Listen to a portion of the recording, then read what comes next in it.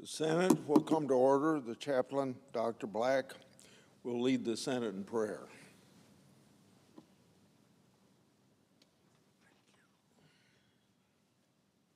Let us pray.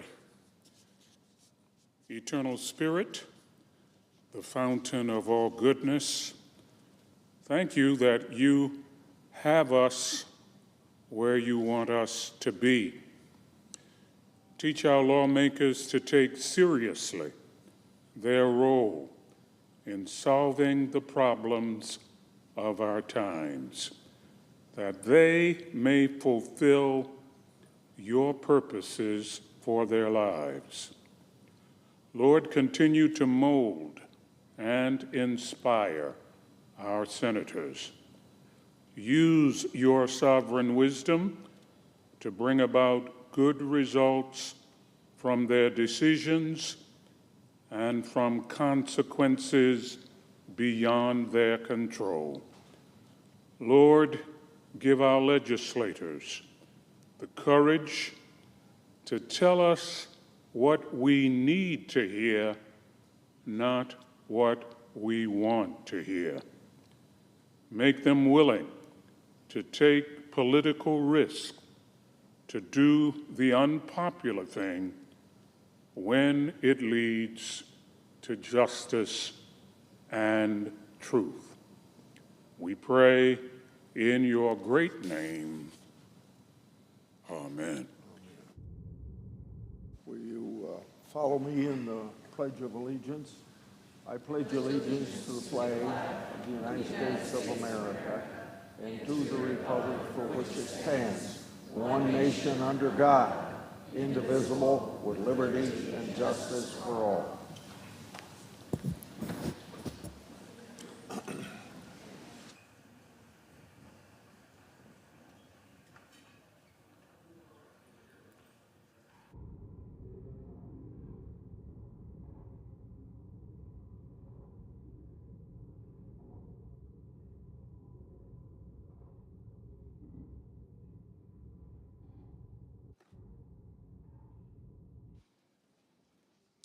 Under the previous order, the leadership time is reserved. Under the previous order, the Senate will be in a period of morning business, with senators permitted to speak therein for up to 10 minutes each.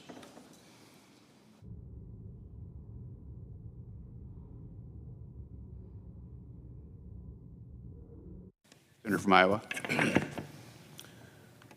Recently, Medical Student Match Day took place all across America. On Match Day, thousands of medical students learn where they will train for the next few years. In Iowa, our state continues to lead in producing top medical talent. At Des Moines University, 32 students were matched to residency programs in Iowa, the state with the highest number of matches for the Des Moines University class of 2025. At the University of Iowa, about 25% of the students matched in our home state. In 2020, as then chairman of the Finance Committee, I helped pass a law that added 1,000 new permanent Medicare-funded medical residency programs. So far, Iowa has gained 12 new permanent medical residency slots out of the 600 distributed nationally. Iowa will have a chance to compete for the remaining 400 slots. I'm committed to ensuring the Centers for Medicare and Medicaid Services distributes these slots as the law prescribes. That law says that at least 10% of these medical residency programs should go to rural areas in our country. Now, I am concerned that CMS isn't meeting this 10% requirement, and so I've made my concerns known to the agency, and I want that agency to know that I'll be watching closely to ensure that rural America gets a fair shot. nothing more than the law requires. When medical students have a chance to train in rural America, we know that they're more likely to stay in rural America. Finally, I want to applaud the University of Dubuque for announcing the John and Allison Butler College of Osteopathic Medicine. This will help educate more doctors in the state of Iowa. With all these efforts, Iowa is set to continue leading in the training of medical professionals needed in our communities. I suggest oral. Clerk will call the roll. Ms. Also Brooks.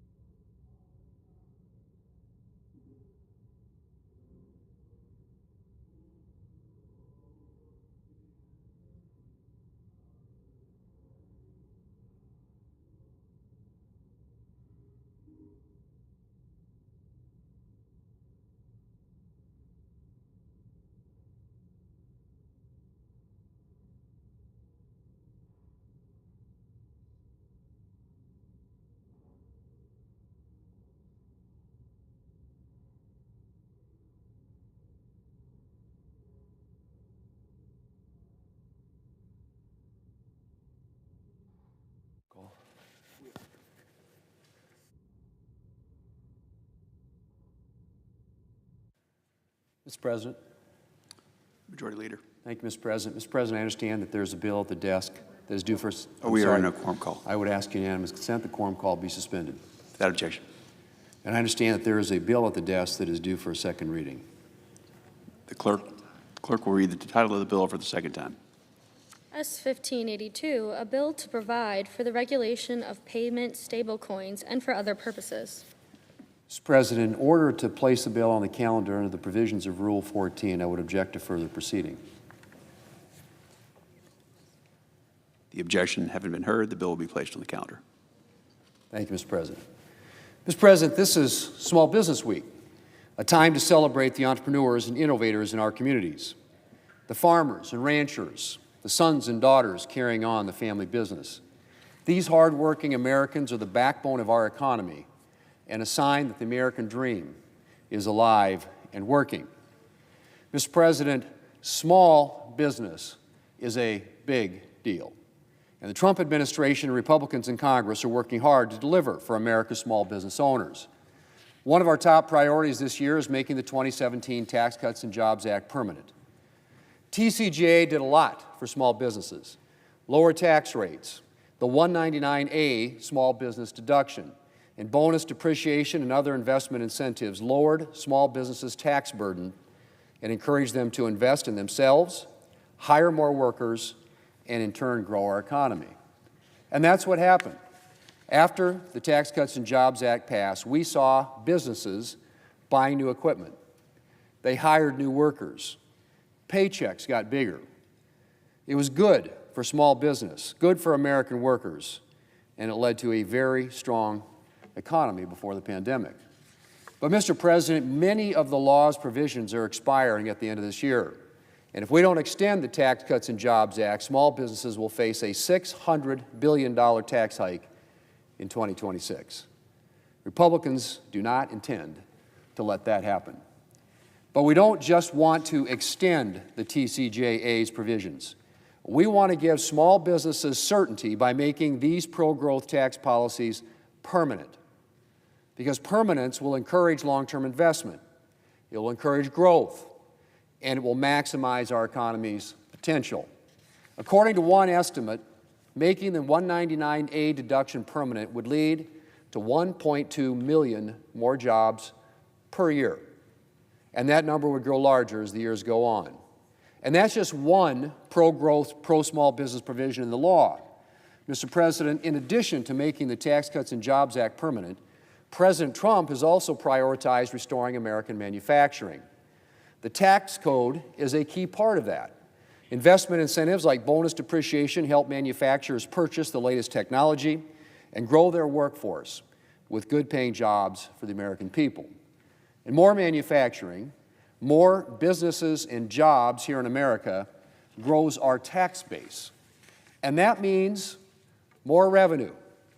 Revenue that we get the right way, which is with a bigger and stronger economy, not bigger tax bills. Mr. President, we have an opportunity to help turn the page on the Biden economy and set up our country for long-term economic strength.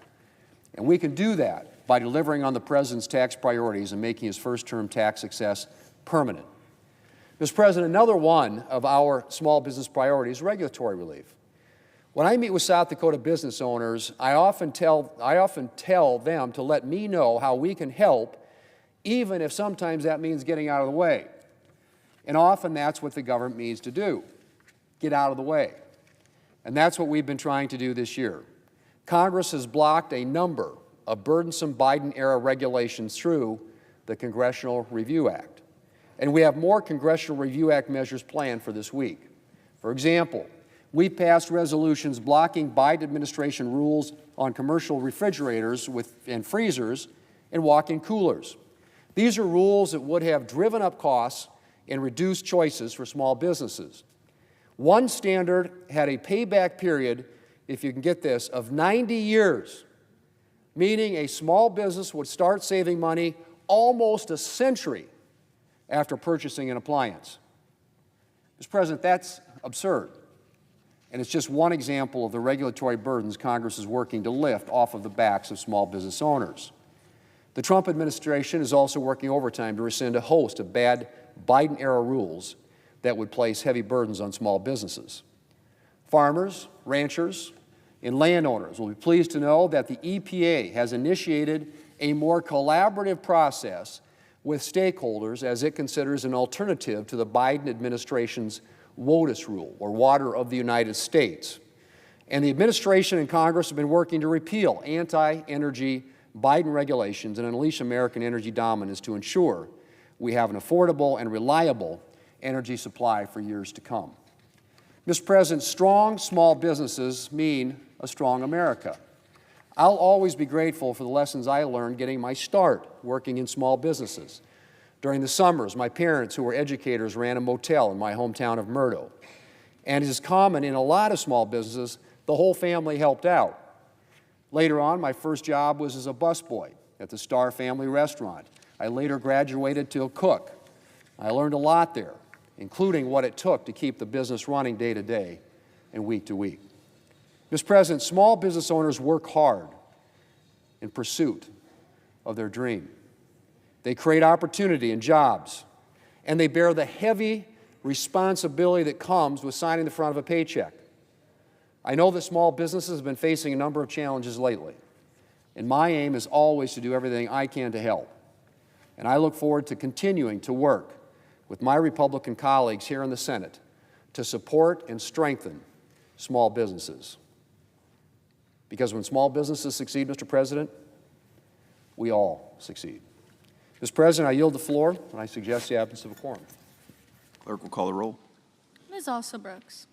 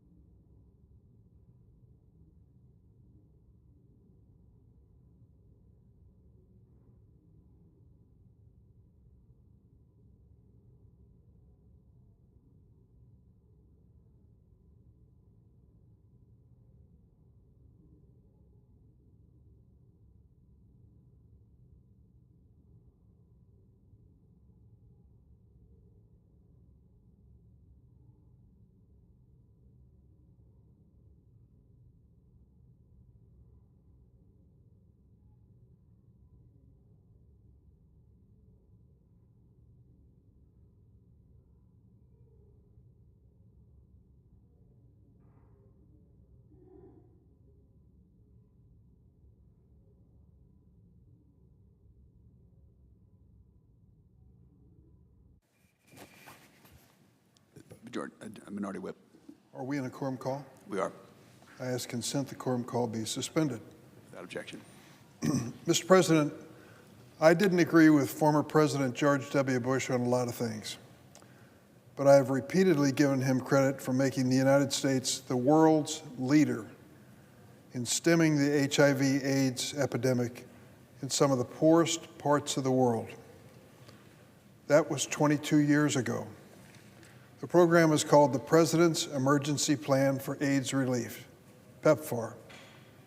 PEPFAR and its companion effort, the Global Fund to Fight AIDS, Tuberculosis, and Malaria, dramatically curtailed the AIDS epidemic that was ravaging many parts of the world.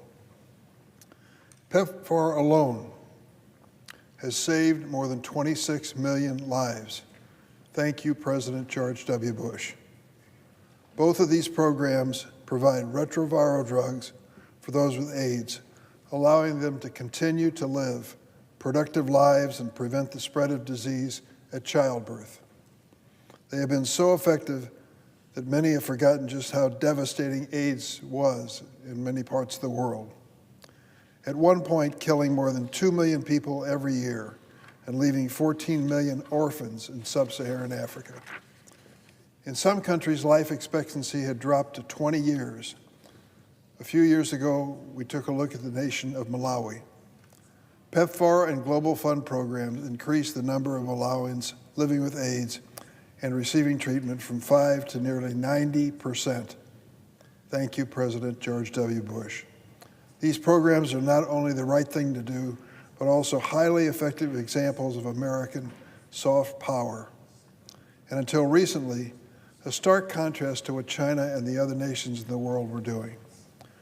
So imagine my reaction to the Trump administration's decision at the highest level to gut this life-saving bipartisan program under the heartless tutelage of the president's unelected billionaire buddy, Elon Musk, the wealthiest man in the world, never elected to anything. Gleefully, senselessly, dancing on stage with a chainsaw so he can cut programs just like President Bush's PEPFAR. It's been estimated by experts that the cutting of USAID could jeopardize the health of more than 20 million people worldwide, including 500,000 children. What a contrast. Republican President George W. Bush will go down in history as a caring man who symbolized what the United States means to the world. A giving, caring people who have helped so many poor people in nations, many of whom we'll never visit, put them in a position where they could survive. The Trump administration says that no programs were actually cut, just paused. The reality is far different. Any of us who've raised a family can remember when that baby needed a bottle and was darn determined to let you know about it, screaming and shouting until you finally plunked that bottle in her mouth and she quieted down. So now the Trump administration says when it comes to feeding programs for babies and infants and children around the world, because they're screaming and they're hungry, just tell them we've decided to pause the program. Pause the program. Parents laugh out loud when you consider that possibility. Just last month, the Trump administration dismissed the few remaining public health officials overseeing programs for pregnant women with HIV in low-income countries. Don't tell me that you've dedicated public service to strengthening families and then take away this basic need so that mothers giving birth to babies don't have to worry about HIV and AIDS. All the experts at the Centers for Disease Control, the State Department, and USAID have been terminated or are waiting for reassignment. That's the Trump record. That's what he'll be remembered for in history if we go along with him. Even with some funding restored, how will the critical work continue without professional staff to carry it out? Like so many White House policies, this is cruelty and madness and certainly not efficiency. In upcoming funding bills and any rescissions effort, it'll be up to Congress, all of us in Congress, not the Democrats alone, we're in the minority, but Democrats and Republicans together to protect and restore these critical life-saving programs that are both the right thing to do and the strategic thing to do. Mr. President, on a separate topic, as I reflect on my time in public service, I've been thinking about the issues that have meant the most during my career. There are a few that stand out, including my steadfast belief that the promise of medical research funding is one of the most important. That conviction led me to join forces more than 10 years ago with a bipartisan group of senators. Myself, Senator Patty Murray, Democrat of Washington, Senator Roy Blunt, then Republican senator from Missouri, Senator Lamar Alexander, Republican senator from Tennessee. Our team of 4, Democrats and Republicans, came together and decided to speak up and be committed to increasing federal funding for the National Institutes of Health. The National Institutes of Health is the premier medical research laboratory in the world. And I did my best to make sure with my friends that we fought for 5% increase in growth in medical research each and every year. We did it too. A 60% increase to NIH's budget over the last decade. 60%. Money that is used to research and develop new ways to fight childhood cancer, ALS, Alzheimer's, you name it. Mr. President, if you own a television and you ever turn it on, you can't avoid an ad for a new prescription drug. They're on all the time, with great promise, and many of them are breakthrough drugs. Did you know that over 99% of those drugs, those new breakthrough drugs that you see on television, were developed by America's taxpayers at the National Institutes of Health? Sure, the drug companies sell them and market them, do a good job in that regard. They charge too much in most instances. But having done the basic research at the expense of American taxpayers, those drugs are available in America as they should be. A 60% increase in NIH budget over the past decade resulted in many of those drugs being discovered and being sold to American families and bringing relief to them in ways no one imagined. That progress and the hope it brings to patients and families is why I am absolutely dismayed to see how President Trump has dismantled medical research in America during his first 100 days in office. Was that what we were voting for last November? To cut back on medical research in America? To give up our leadership in the world in developing new cures and medicines for people who are afflicted with disease? I don't think that was a message of the last campaign at all. President Trump has frozen funding to university labs and hospitals across the board. For example, Northwestern University in Evanston, Illinois, a cancer research powerhouse that earns hundreds of millions of dollars in NIH grants annually, has had its accounts frozen by the NIH for the past 6 weeks. This chart gives you an indication of what this freeze in funding means. Take a look at the numbers for funding for competitive grants in medical research. President Biden, first term President Trump, President Obama, and now down at the bottom, President Trump in his current term. We need people to speak up in Congress, in the Senate, in the House, Democrats and Republicans. Silence is not acceptable. The amount of funding awarded in Trump's first 100 days is dramatically lower than past years, with more than $2 billion in research funding being held up so far this year. $2 billion isn't just lost opportunity, but it discourages researchers from staying on the job, breaks their will to continue to dedicate their lives to finding cures for things that we in America view as dangerous. President Trump has canceled hundreds of NIH-supported grants and clinical trials and placed gag orders on experts, eliminated the programs that attract young people to the field, and fired nearly 2,000 NIH scientists and health professionals. 2,000 researchers. Is one of those researchers working on a cure for a disease that will affect someone in your family? It's quite possible. On Friday, the president released a preview of his budget, which proposes to slash NIH medical research budget nearly in half, wiping out all the gains that we made in the last 10 years. That is heartbreaking. These actions are devastating to medical research across America. We are ceding our competitiveness to China, weakening our scientific expertise that is the envy of the world, and unfortunately, Americans are paying a price. So imagine my surprise by my Republican colleagues and their reaction. What has their reaction been? Silence. Crickets. It is the silence of the lambs.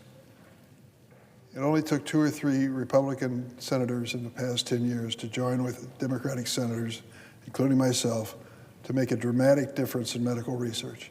It only takes 3 or 4 now to step up and say to the president, we're sorry, this is part of your budget we cannot go along with.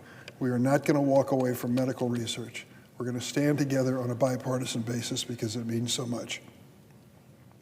I came to the floor a few weeks ago to announce that if Republican senators won't stand up for NIH funding in their states, then I would. So today I want to highlight what NIH funding means to one state, Arkansas. Last year, Arkansas received more than $100 million in NIH funding. That supported more than 1,500 jobs and generated nearly $300 million in economic activity. Among the top funded NIH institutions were the University of Arkansas System and Arkansas Children's Hospital in Little Rock. Arkansas children used NIH funding to research why kids in rural small-town areas were experiencing higher rates of pediatric asthma and improving their treatment options. They also used in Arkansas NIH funding to research how to limit the long-term negative impact of chemotherapy for kids with leukemia. Is that important to you? If a member of your family was afflicted by asthma or needed chemotherapy, it would be critical. I won't speak for either senator of Arkansas, but helping pediatric cancer survivors and asthmatic kids in small towns sure seems like something worth fighting for. And I hope that the senators from Arkansas agree with me. This is a serious mistake for President Trump to cut the funding for that kind of research. I look forward to working with those senators if they want a bipartisan effort to restore this medical research in Arkansas. Last week, the Senate Appropriations Committee heard testimony from a mother whose child beat cancer, thanks to NIH-funded clinical trials and treatment. It was a great testimony by this young lady who brought her little girl with her, 5-year-old little girl with her. Here's what she said, and I want to quote her. Cuts to medical research are not just numbers on a spreadsheet. They are stolen chances, unfinished stories, and futures left unrealized. I plead with my Republican colleagues, break your silence. Let us work together to ensure the chances for medical research are not stolen. These stories should not be left unfinished, and those futures should be realized. Let us protect medical research together. Medical disease doesn't care what your party is. It strikes any and every family in America. Let's stand up for those families and their kids. I yield the floor.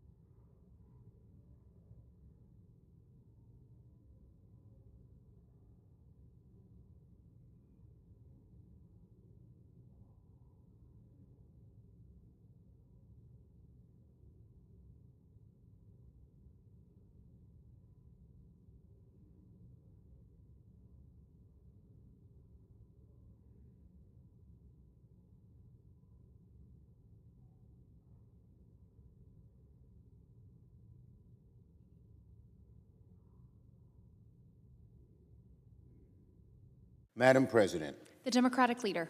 so just a few moments ago, I joined with some of my Senate Democratic colleagues to stand with a group of small business owners who are living every day with the wreckage of Donald Trump's economic agenda. And let me tell you, these small business owners are not partisans. Some of them support the president. Many of the business owners I've stood with in New York support the president. But right now, all of them are watching their livelihoods go up in smoke. Donald Trump's reckless trade war is economic arson, and it's Main Street that's getting scorched. In a few weeks, Donald Trump's tariff tax has jacked up prices, smashed supply chains, and forced small shops to make impossible choices: raise costs on their customers, lay off workers, or shut their doors for good, which some, unfortunately, are doing. While Trump's billionaire buddies get private meetings to go beg for exemptions, America's small business owners are left out in the cold, forgotten, ignored. They don't have Donald Trump's phone number. Nope. As many know, this is National Small Business Week. 35 million businesses in this country employ nearly 60 million Americans. And I heard my friend, the Republican leader, talk about it being National Business Week, National Small Business Week. Well, I'd say to my Republican colleagues, if you really want it to be National Small Business Week, put our legislation on the floor that exempts small business from the tariffs. That will make small business happy. An idle celebration while they're being smashed with tariffs doesn't make them happy. In rural America, small business is particularly important. They employ more than half of all the workers. These small businesses are the heartbeats of our towns, our neighborhoods, our economy, but the trade war jeopardizes these businesses. Over 80% of business say that thanks to Donald Trump's tariffs, they could be forced to raise prices for consumers, and many say they would lay off employees. Protecting small business has never been a partisan issue. It shouldn't be now. It's a national priority. But what do small businesses hear from Donald Trump? Well, you should have listened to him yesterday. When asked yesterday if he'd consider relief for small businesses, the president waved it off. He said, they're not going to need it. Utterly condescending, utterly dismissive. Not going to need it? Tell that, President Trump, to the small business owners I just met with. Tell that to the nearly 370,000 workers at the smallest of small businesses who've already lost their jobs. He's in a bubble. Donald Trump has no understanding of what small business people go through. Senate Democrats are fighting back against Donald Trump's economic disaster. Today, my friend Senator Markey is introducing the Small Business Liberation Act, which I am proudly co-sponsoring, to exempt small business from Donald Trump's destructive tariffs. And this bill should not be a partisan fight. It should be a common sense. When 72% of small businesses say erratic tariffs are giving them economic whiplash, it's time for the Senate to act. Last week, Senate Republicans had a chance to stop this trade war, but they chose to stand with Trump instead. Well, we're giving Senate Republicans another chance now by working with us to take up the Small Business Liberation Act. Senate Republicans' refusal to stop this trade war makes them just as complicit as Donald Trump. Madam President, small businesses are the backbone of this country. It's time for Senate Republicans to grow a backbone and defend small business from Donald Trump's tariffs. Now, on Trump and the Constitution. Yesterday, Donald Trump was asked the easiest question in the world for a president. He was asked, don't you need to uphold the Constitution of the United States? Donald Trump's answer, I don't know. It was appalling.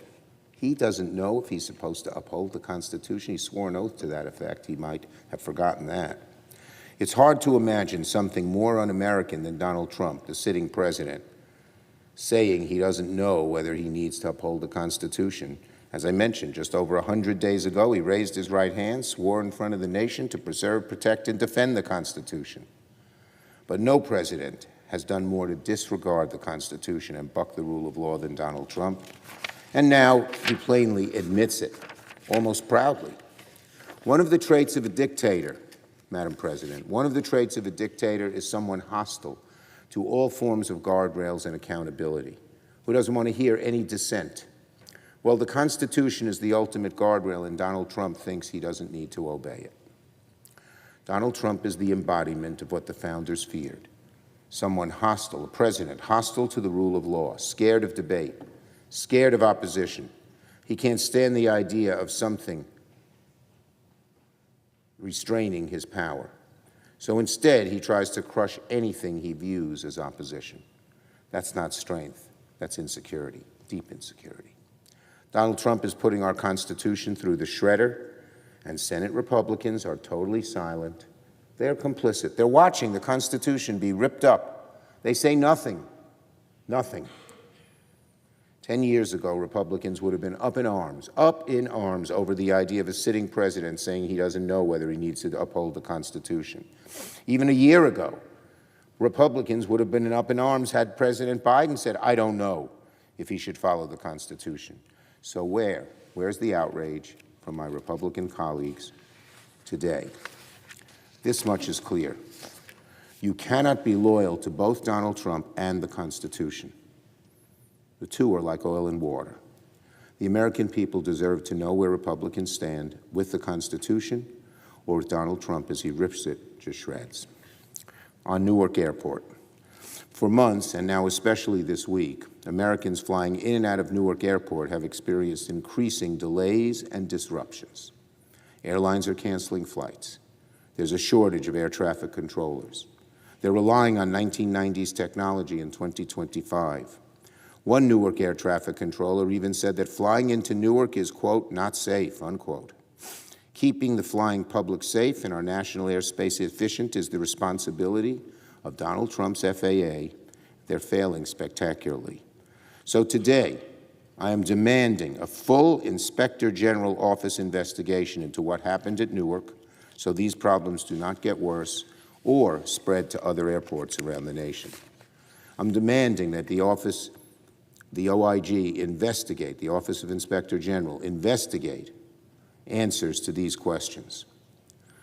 1, why were Potomac TRACON, Philadelphia TRACON, and New York TRACON, the control towers in Washington, Philadelphia, and New York, excluded from the FAA's list of hard-to-staff facilities, even when there was a clear shortage? They gave 13 other facilities bonus pay so they could attract more people. Why not New York, Washington, and Philadelphia, where it's worse? Second, what's the plan to reduce decades-old technology and equipment and infrastructure at airports? One of the reasons Newark had a problem was a copper wire burnt. Did they ever hear of fiber optics over there at the FAA? And 3, what is the plan to quickly fill critical leadership vacancies? Members have been fired in the FAA, others have quit out of just disgust. Well, there's a lot of vacancies, especially in the higher positions. We need to fill them. What's the plan? Other airports across the nation could see similar problems like Newark if the FAA does not take this investigation seriously. And finally, on Mr. Bisignano to be head of the beleaguered Social Security Administration. We all know SSA, the Social Security Administration, is in a state of chaos, but instead of advancing someone who will bring order and stability to Social Security, Senate Republicans are backing a slash-and-burn billionaire CEO who will only pour gasoline into the Doge fires. Mr. Bisignano has zero experience in government or with Social Security, but he has plenty of experience in cutting jobs and downsizing. He says of himself, I'm fundamentally a Doge person. That's who they want. Mr. President, American people, Republicans, you want someone who's a Doge person in charge of Social Security? My goodness.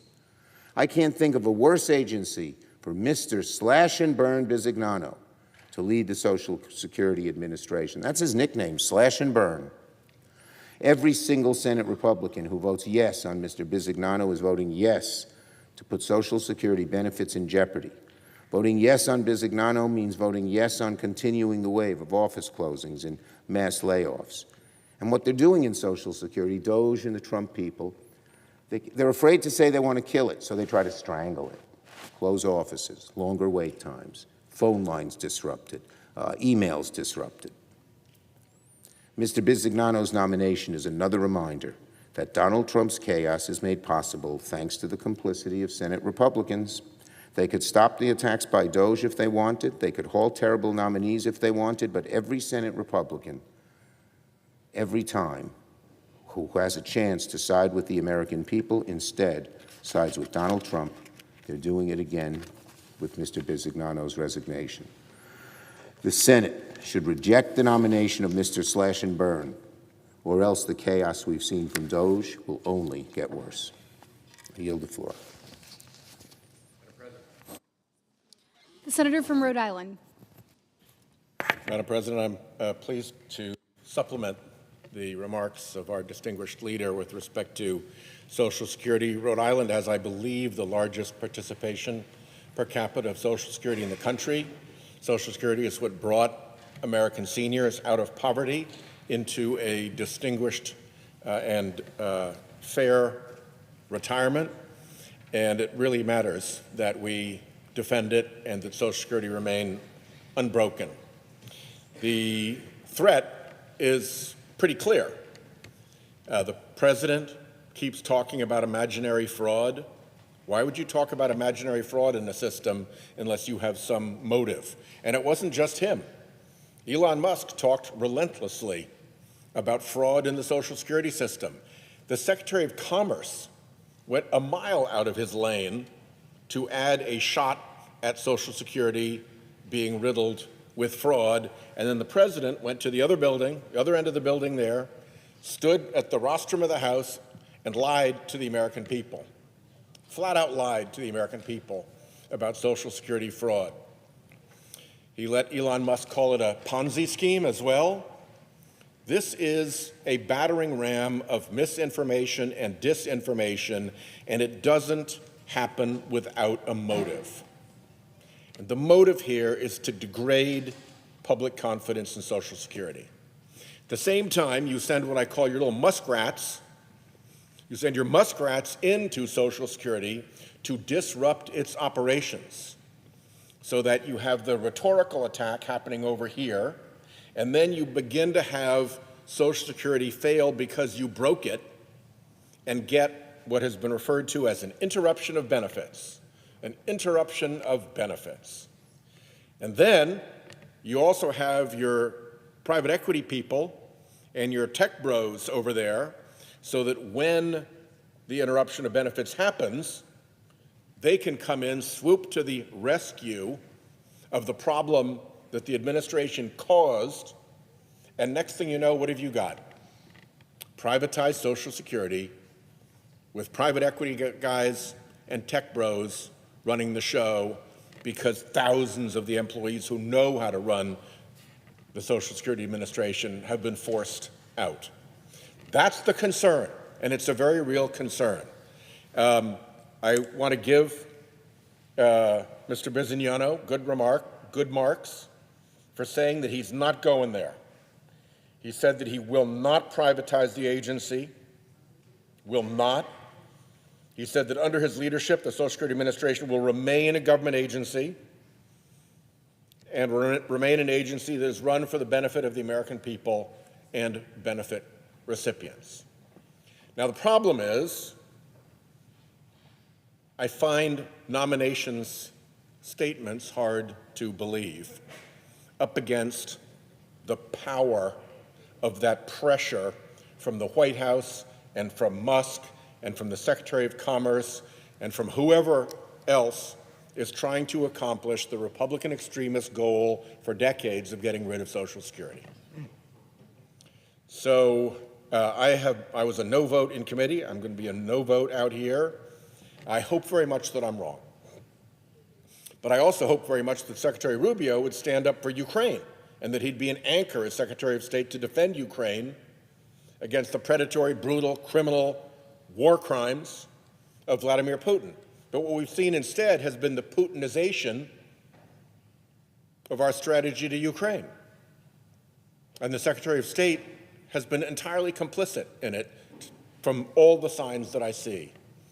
So when you have somebody who says one thing, and in the case of Secretary Rubio, who actually lived it, he was actually an ardent advocate for defending Ukraine, and then you get into Trump zone, and suddenly all your principles disappear, all your commitments disappear, everything just becomes, you just become a tool of the Trump political operation. I've seen that too often, so I'm going to vote no.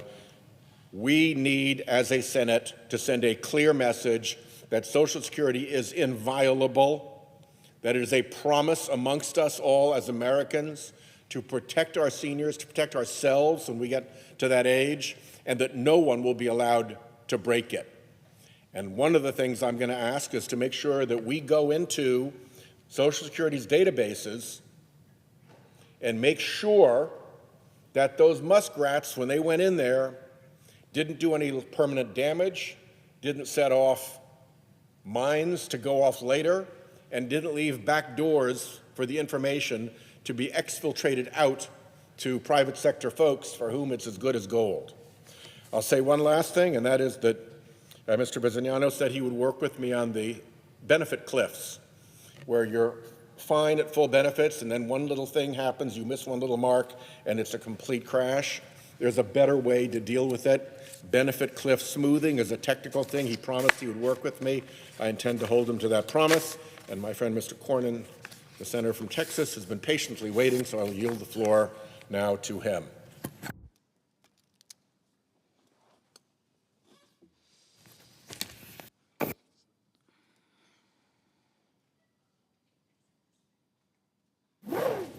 Madam President. The senator from Texas. Madam President, I have one request for committees to meet, for a committee to meet during today's session of the Senate. It's been approved by both the majority and minority leaders. Without objection, duly noted. Well, Madam President, it looks like my timing is exquisite because I came down here to talk about something that I think has sort of fallen off the radar screen in here in recent weeks, and that is the work of the Department of Government Efficiency, one of the most important developments that I think we've seen with the advent of President Trump's ascension to the office of president. It's amazing to me to listen to my Democratic colleagues talking like Chicken Little. The sky is falling. I heard the senator from Rhode Island suggest that we are trying to privatize Social Security. There's no one, absolutely no one, suggesting that. This is what's called a straw man. You erect a phony argument and you knock it down and you claim victory.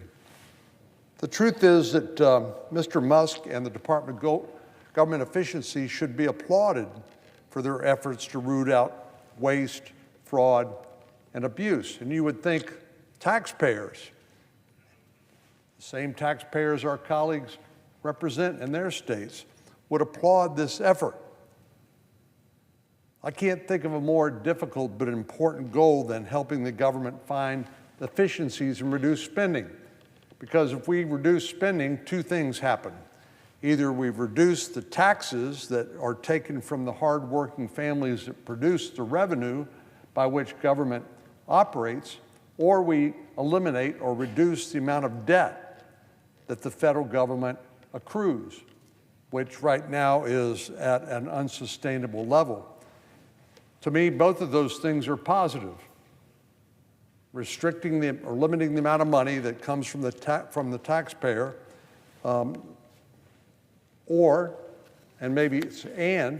reducing the government debt. The problem of runaway spending by the government, of course, is not a new one, but it's been getting increasingly worse, particularly during the last 4 years of the Biden administration. The truth is, it's taken us a long time to get to $37 trillion in debt, but it's now reached the point of unsustainability. We are spending more money on interest on the national debt than we are on defense in an increasingly dangerous world. That alone is unsustainable.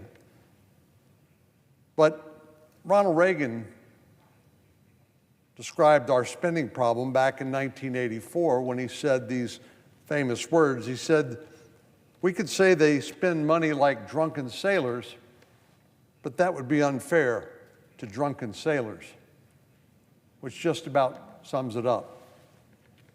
For somebody like Elon Musk, who is reportedly one of the most wealthy, maybe the most wealthy person on the planet, to spend his time and effort and to assemble a team like he has to work in the Department of Government Efficiency is a huge public service.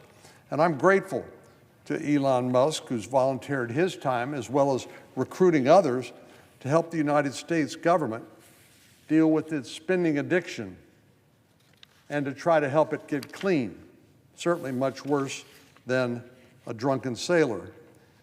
This morning I had a chance to meet with a gentleman, Joe Gebbia, who's the former CEO of Airbnb, and who is volunteering his time because he sees this as an unprecedented opportunity to get at problems that the government historically has been unable to deal with, and that is the incredible rise and increase in government spending, the inefficiency, the waste of taxpayer funds, and the national debt. So getting a team like this with very accomplished entrepreneurs and people who've been very successful in the private sector come in and try to help us figure out how to eliminate waste and fraud and abuse strikes me as an act of patriotism and public service. And I know we've heard the saying that imitation is the highest form of flattery. Back home in Texas, Governor Abbott and the Texas legislature have also followed dozens of other states in paying a high compliment to the Department of Government Efficiency and Elon Musk by proposing a DOGE-like task force at the state level. I'm sure even in a state as efficiently run with as low a taxes as Texas, that you can find inefficiency that can be and should be rooted out. Governor Abbott recently signed the first bill of this year's legislative session into law to establish the Texas Regulatory Efficiency Office modeled after DOGE. And while some states are more fiscally responsible than others, state governments, as I said, are not immune from spending taxpayer money on outdated or inefficient programs. Texas is one of the most efficient. That shouldn't surprise anyone.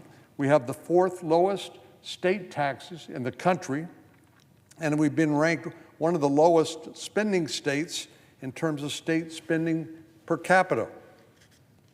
I look forward to seeing the great work being done down in Austin by the Texas DOGE and what they can do to try to help make state government more efficient. And I know I join many of them in thanking Elon and his team at DOGE for the inspiration and what he has brought down to our state. Of course, Elon's status within the federal government is that of what's called a special government employee. That means it's for a period of time, 130 days in this case. And with that date approaching soon, Mr. Musk indicates he plans to wrap up his work. But I must emphasize that the work of DOGE must go on. The task of improving government efficiency is one that will never be finished. And I believe that Elon Musk and his team at DOGE have made monumental progress in just a few short months. And let me give you a few examples. The Department of the Treasury started its first automated payment verification system at the recommendation of DOGE. So far, more than $300 million has been identified in improper payment requests. Over at the Center for Medicare Services, the government has launched a fraud detection operations center. And 1 week ago today, CMS announced they suspended suspected fraudulent payments to 33 different providers. One such fraudulent payment was for a patient that died 2 decades ago. It reminds me of some of the people on the Social Security rolls that DOGE has also found, some well in excess of 100 years old, if they exist at all. Well, another example included billing more than $2 million in genetic testing for patients that never actually received the test. These are just a few examples of the gross fraud and inefficiencies that happen throughout the federal government, and I'm sure it's just the tip of the iceberg. But these technical payment glitches are just scratching the surface. DOJ's findings and recommendations have also eliminated some of the most egregious examples of fraud. The Department of Justice, in partnership with DOJ, discovered and charged an Iraqi man for illegally voting in a U.S. election. Now, we should know, I think everybody does know, that foreign nationals, non-citizens, are not eligible to vote in U.S. elections. That is a privilege reserved for citizens of the United States. Instances of foreign nationals voting in our elections threaten the bedrock of our democratic republic. All of us should be thankful to the Department of Justice, Attorney General Bondi, FBI Director Patel, and DOJ, that they've identified and eliminated this violation of the sanctity of our election process. The Department of Labor and the Department of Agriculture are working to make sure that illegal immigrants are not receiving federal benefits that they are not authorized to receive, such as unemployment insurance or SNAP benefits, otherwise known as food stamps. These programs are meant to protect vulnerable Americans, not to reward illegal immigrants for breaking our laws. From eliminating improper payments to safeguarding our elections, I believe we owe Mr. Musk a debt of gratitude for helping identify these problems, again, just the tip of the iceberg, and for eliminating these wasteful use of hard-earned tax dollars. In order to consolidate the gains that DOJ has made, I support Congress and the administration working together to codify these cost-cutting measures through rescissions. That's the official process by which we actually save the money. This will be important for a few different reasons. Number one, it will allow us to use the savings that DOJ is identifying in order to offset the costs of the tax bill that we are currently considering, allowing us to send even more money back to the American people. Any money we can save from wasteful spending obviously can be sent back or kept by the people who earn it in the first place, which are hardworking American families. So I'm very happy to hear the White House indicate that they planned on sending us a rescissions package very soon. And I would recommend, personally, that they send a rescissions package on a monthly basis. I'm going to be very interested to see how our Democratic colleagues react to some of these sensible spending cuts or rescissions. So far, what they've done is they've been in complete opposition to anything and everything that the Trump administration has proposed, including the Department of Government Efficiency. I don't think it helps their credibility when some of the most egregious expenditures and waste of taxpayer money is pointed out, and they complain about the person who's identified it and made it possible maybe to save that money or to return it to the taxpayers from whom it came in the first place. As officials at the Office of Management and Budget consider their options moving forward, I hope they know that I will be a willing and eager partner in their efforts. Madam President, I yield the floor.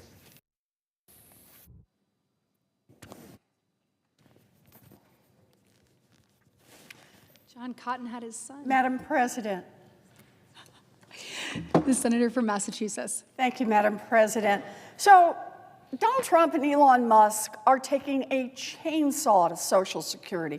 For nearly a century, Social Security has been there for tens of millions of Americans. But now Trump and Musk are threatening to tear all of that down. They are firing staff. They're plotting to close down offices. They're making it harder for people to get help over the telephone. Trump's pick to head up Social Security, Frank Bisignano, will rubber stamp Trump and Musk's attack on Social Security. He'll let them keep slashing services. He'll let them keep threatening benefits. And that's going to hurt people everywhere, From seniors who count on their monthly checks right now, to the parents of kids with a disability supported by Social Security, to every American who is paying into the program now for results later on down the line. Social Security, by the way, is more than just a retirement program. It is insurance. If you are 30 years old today and you get in an accident and become disabled, Social Security has you covered. If you have a child and something happens to you, that kid will get Social Security benefits. Donald Trump and Elon Musk want to rip that protection away. Two people who don't have the slightest clue how much Social Security means to families are now threatening Americans' benefits in order to pay for giant tax cuts for billionaires. And since those two cannot begin to imagine what it means for working people, let's tell them what Social Security does. A few weeks ago, I posted a video explaining what Trump and Musk were doing to Social Security. And I asked people, just tell your stories, and the stories came flooding in. And here are just a few. Quote, I'm on Social Security disability. It's about 95% of my total income. Every month since Trump took office this year, I have worried about whether or not my Social Security payment will come as usual. Yeah, millions of people out there who are worried about getting their Social Security payments on time because Trump and Musk are out there with that famous chainsaw doing what they can to make it harder for people to get the benefits that they have earned. Or here's another. I've had Medicare medication coverage for around 20 years, and all of a sudden, with Musk's appearance, I've had to fight to keep it. Here's someone who has a legal right, a benefit, and now, thanks to Elon Musk, has to be in the fight in order to keep what this person is entitled to. Or another, I've been getting my Social Security check with zero problems for 15 years.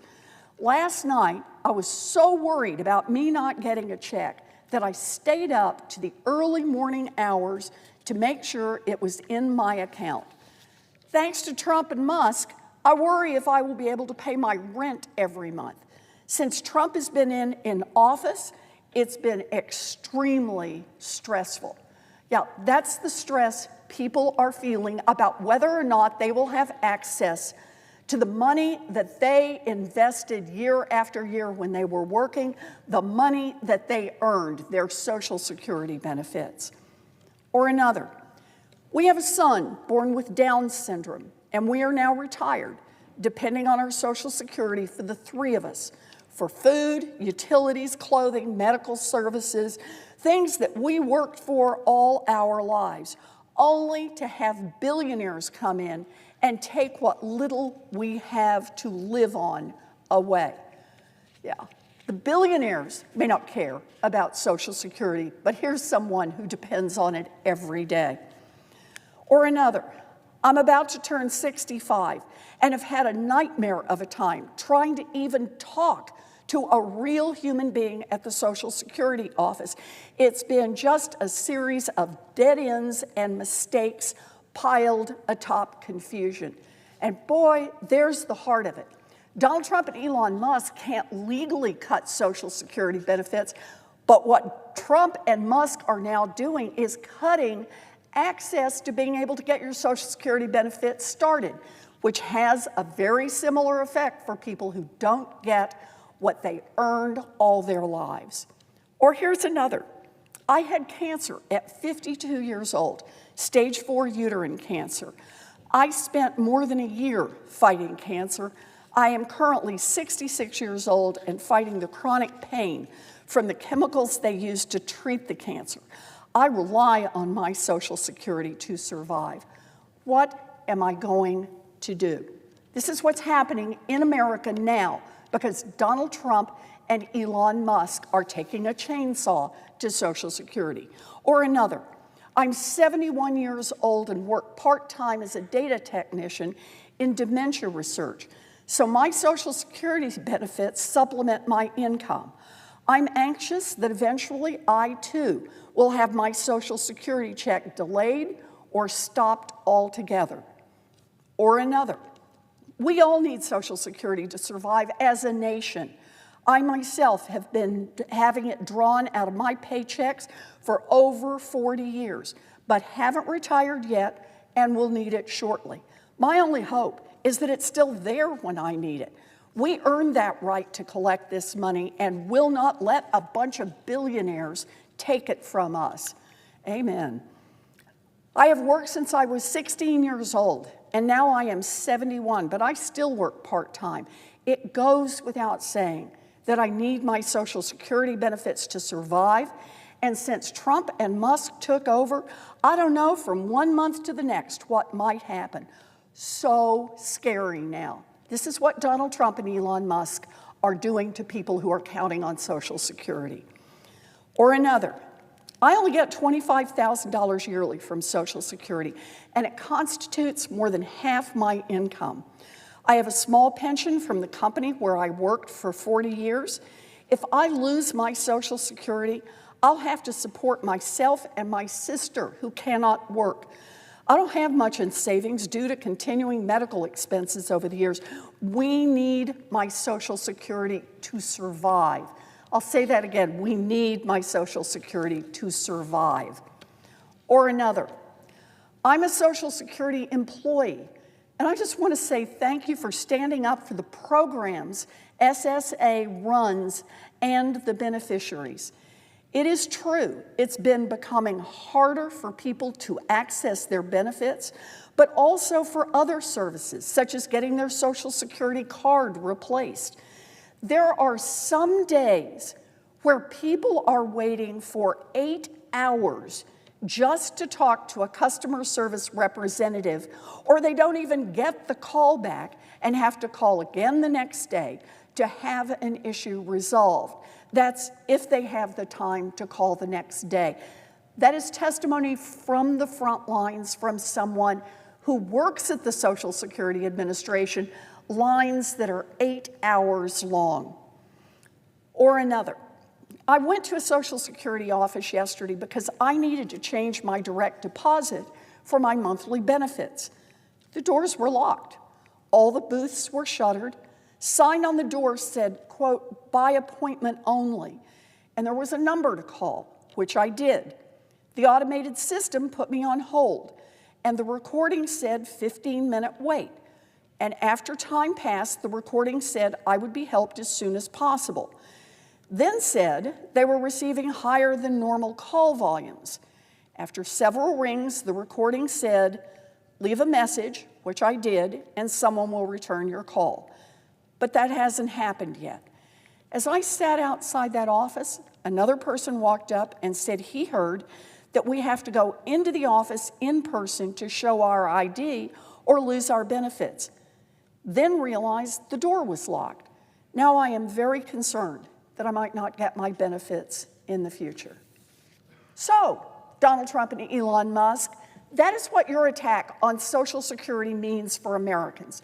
More problems and fewer people to fix them. Hours on the phone or hours waiting in line at an office trying to get help, all to get the benefits that people have paid into their entire working lives. That is money they have earned and money they are owed. Frank Bisignato has made clear he will not stop the chaos. He will not stop the harm. That is wrong. And on behalf of every single American who counts on Social Security, I am voting no on this appointment. And I encourage all of my colleagues, Democrat and Republican, to do the same. Thank you, Madam President. I yield the floor.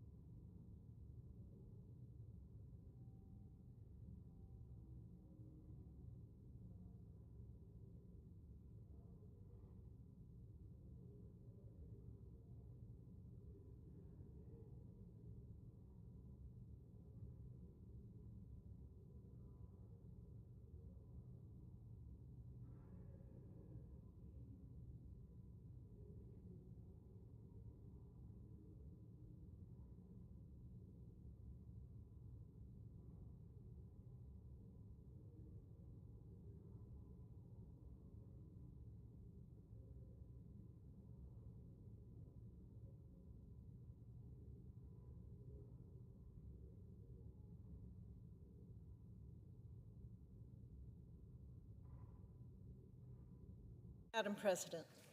The senator from Nebraska. Thank you, Madam President. Last week, my bill, the Foreign Adversary Communication Transparency Act, or the FACT Act, cleared the Commerce Committee unanimously. Now it will come before us here on the Senate floor for a vote. I stand before you today because the threat our foreign adversaries pose is not a distant concern. It's real, it is relentless, and it is constantly evolving. We cannot afford to wait and deal with the consequences. The cost of inaction is too great. Congress must anticipate the threats, and we must work together to curb the malign influence of foreign adversaries like Communist China, Russia, Iran, and North Korea. For too long now, we have allowed foreign adversarial governments to secure a silent foothold in our telecommunications infrastructure. Take, for example, Huawei. Huawei, a Chinese-owned telecommunications giant, is one of the leading producers of cell phone network equipment. This equipment spans across our country and finds its home in most of our cellular devices. Over a decade ago, our intelligence agencies began noticing a peculiar pattern of Huawei equipment on cell towers across my home state of Nebraska, as well as nearby Colorado and Montana. That Chinese gear was clustered near sensitive military assets, including Nebraska's Offutt Air Force Base and our nuclear missile silos. Then, just 4 years ago, U.S. intelligence officials sounded the alarm. Their investigations found that Huawei could secretly access mobile phone networks around the world through back doors, unbeknownst to carriers. And perhaps even more concerning, Huawei has had this capability for more than a decade. And Huawei's ownership is bankrolled by billions of dollars from the Chinese government. What government freely hands over that kind of money without expecting something in return? Despite being based in China and having deep connections to the Chinese Communist Party, as confirmed by U.S. intelligence communities, the company continues to refuse to acknowledge the Chinese government's influence. However, in 2020, under President Trump's administration, the Federal Communications Commission designated Huawei as a national security threat, and it banned the sale of its telecommunications equipment here in our country. This past December, Congress also secured the remaining funding to enable smaller rural communications companies to rip that risky Chinese-made equipment out of their networks.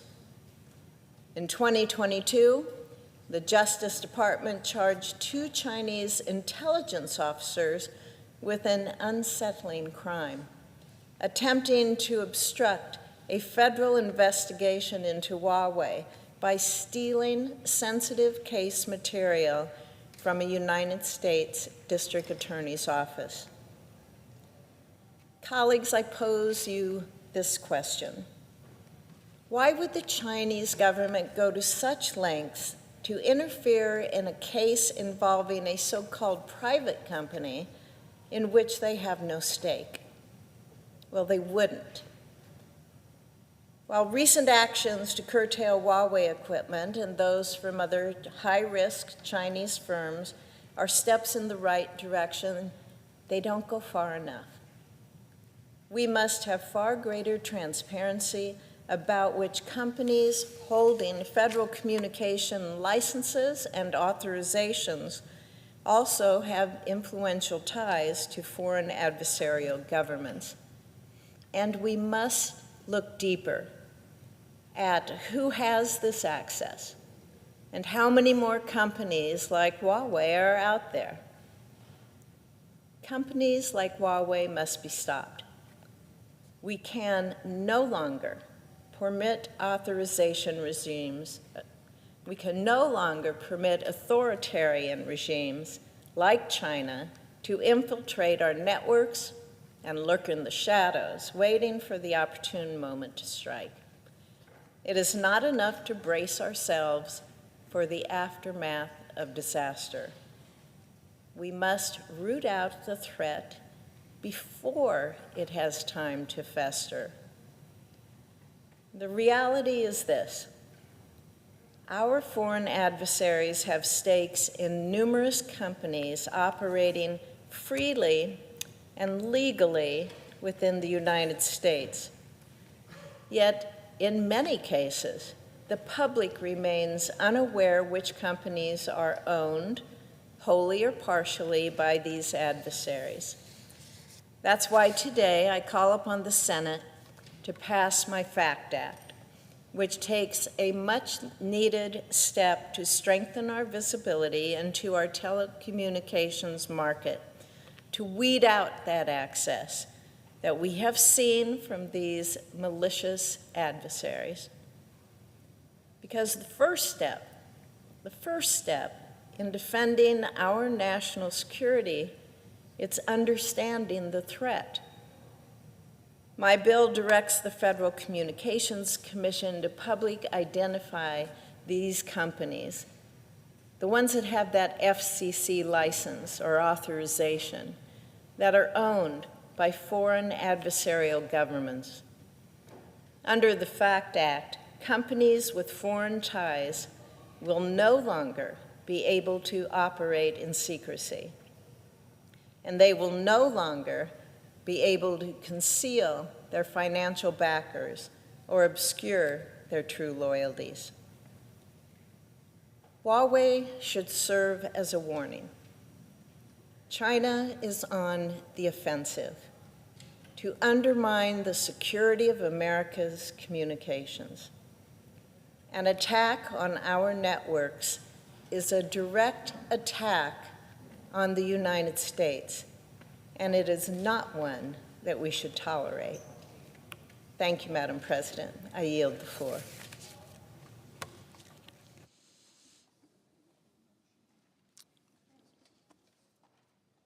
What do I have? Madam President, The senator from Nebraska. I understand the Senate has received H.J. Res. 61 from the House. The senator is correct. I move to proceed to H.J. Res. 61. The clerk will report. House Joint Resolution 61, providing for congressional disapproval under Chapter 8 of Title 5, United States Code, of the rules submitted by the Environmental Protection Agency relating to national emission standards for hazardous air pollutants, rubber tire manufacturing. Madam President, I ask for the yeas and nays. Is there a sufficient second? There appears to be. The clerk will call the roll.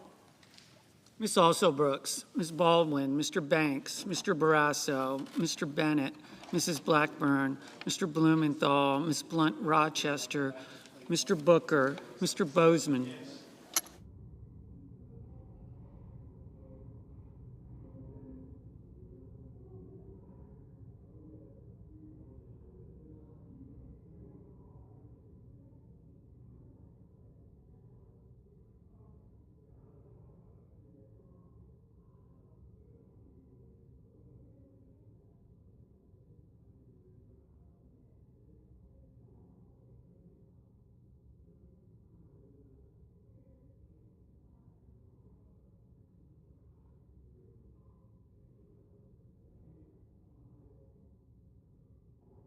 Mrs. Britt.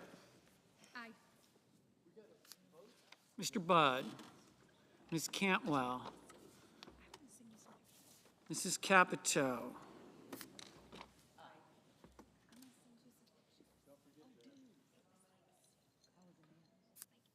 Mr. Cassidy. Ms. Collins. Mr. Coons. Mr. Cornyn.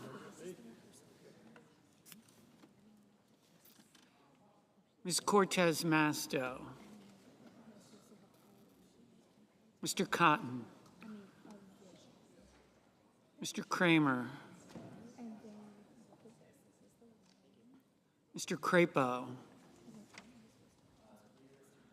Mr. Cruz.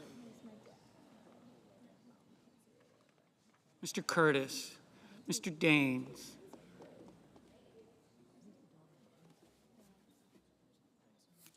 Ms. Duckworth. Mr. Durbin. Ms. Ernst. Mr. Fetterman. Mrs. Fisher. Mr. Gallego. Mrs. Gillibrand. Mr. Graham. Mr. Grassley. Mr. Haggerty. Ms. Hassan. Mr. Hawley. Mr. Heinrich. Mr. Hickenlooper. Ms. Hirono. Mr. Hoven. Mr. Husted. Mrs. Hyde-Smith. Mr. Johnson. Mr. Justice. Mr. Kane. Mr. Kelly. Mr. Kennedy. Mr. Kim. Mr. King. Ms. Klobuchar. Mr. Langford. Mr. Lee. Mr. Lujan. Ms. Lummis. Mr. Markey. Mr. Marshall. Mr. McConnell. Mr. McCormick.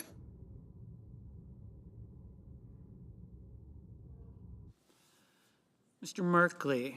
Mrs. Moody. Mr. Moran. Mr. Moreno. Mr. Mullen. Ms. Murkowski. Mr. Murphy. Mrs. Murray. Mr. Ossoff. Mr. Padilla. Mr. Paul. Mr. Peters. Mr. Reed. Mr. Ricketts. Mr. Risch. Ms. Rosen.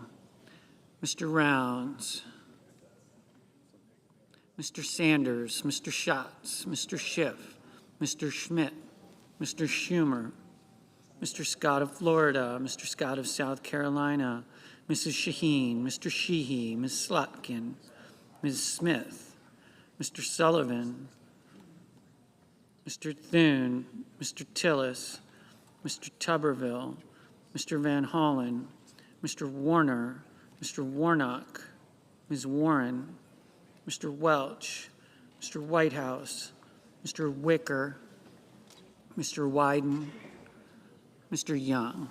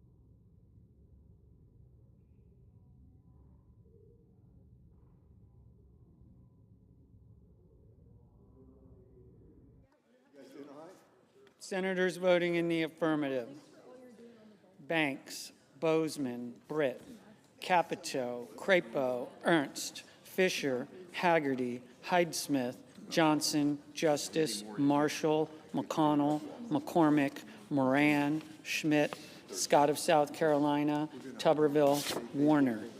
Senators voting in the negative: Blunt Rochester, Gallego, Heinrich, Hickenlooper, Peters, Reed.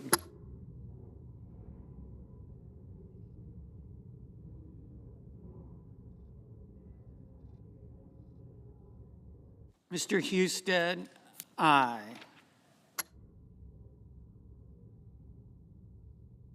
Mr. Markey, no.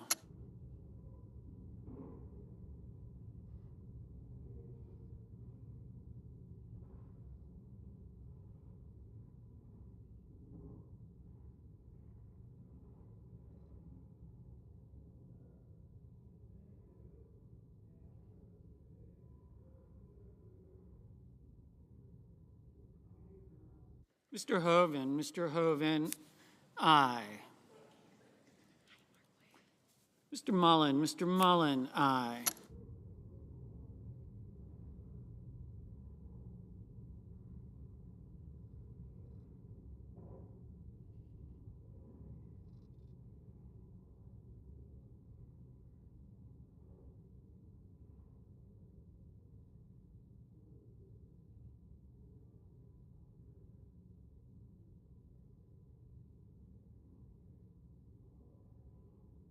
Mr. Ossoff, no.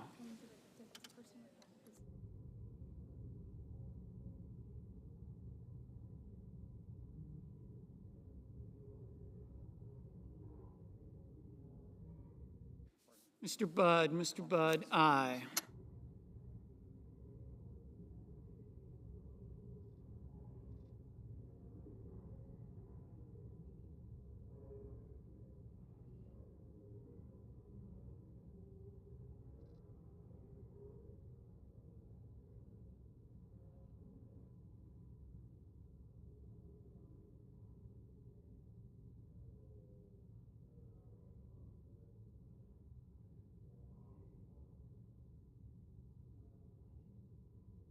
Mr. Rounds, aye.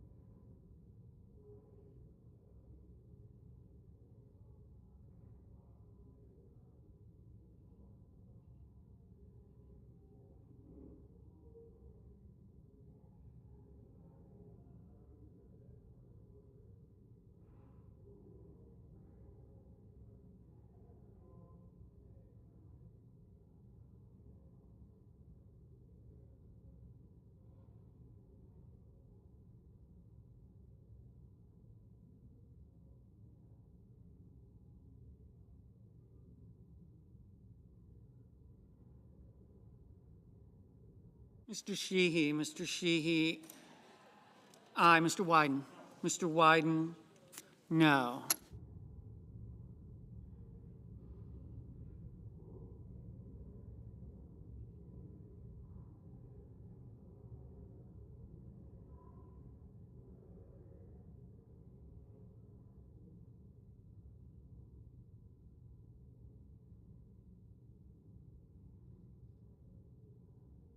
Ms. Collins, aye.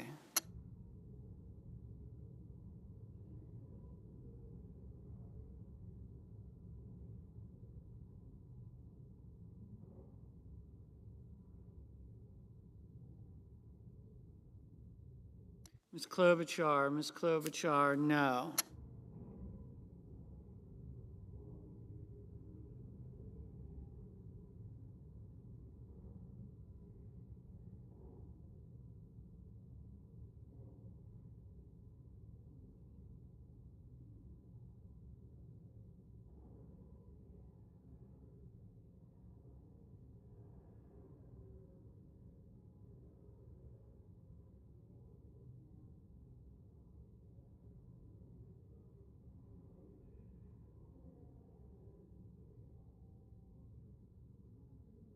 Ms. Cortez Masto, Ms. Cortez Masto. No. Ms. Cantwell, Ms. Cantwell. No. Mr. Schatz, Mr. Schatz. No. Mr. Murphy, Mr. Murphy. No. Mr. Kelly, Mr. Kelly. No.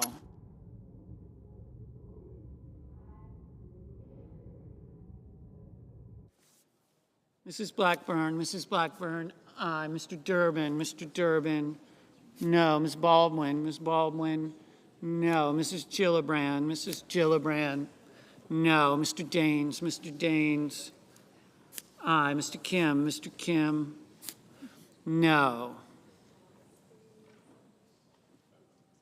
Mr. Langford, Mr. Langford, aye. Mr. Grassley, Mr. Grassley, aye.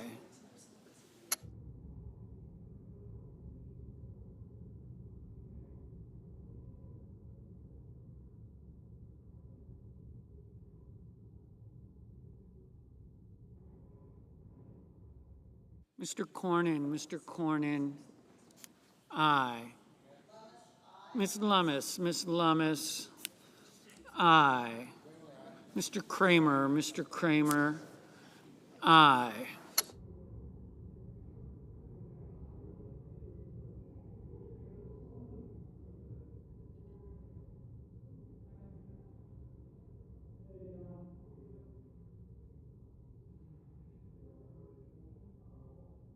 Mr. Paul, aye. Mr. Welch, no. Mr. Cassidy, aye.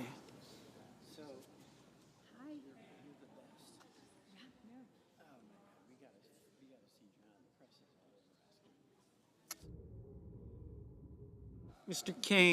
Kane, aye.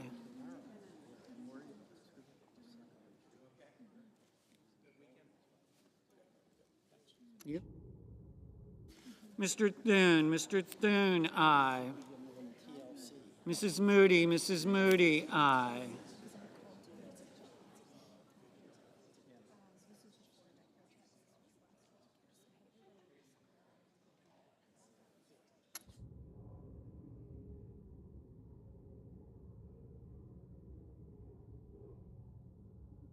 Mr. Cotton, aye.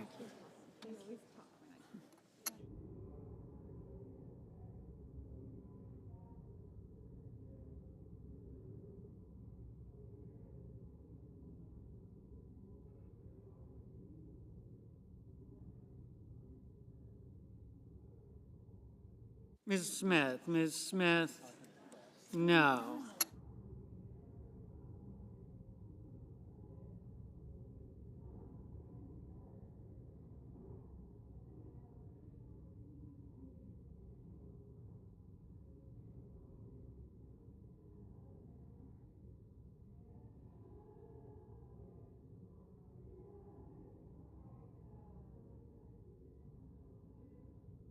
Ms. Hirono, no.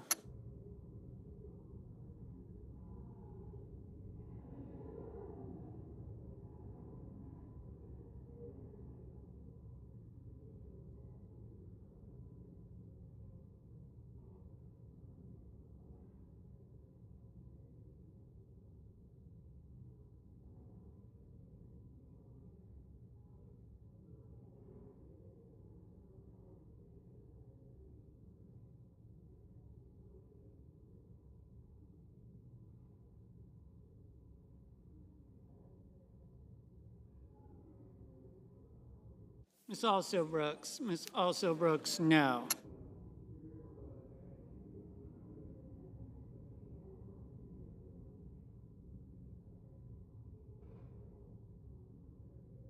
Mr.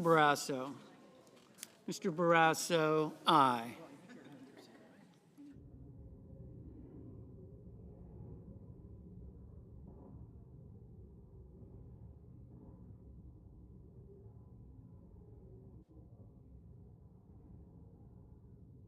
Ms. Duckworth, no. Ms. Warren, no. Mr. Sanders, no.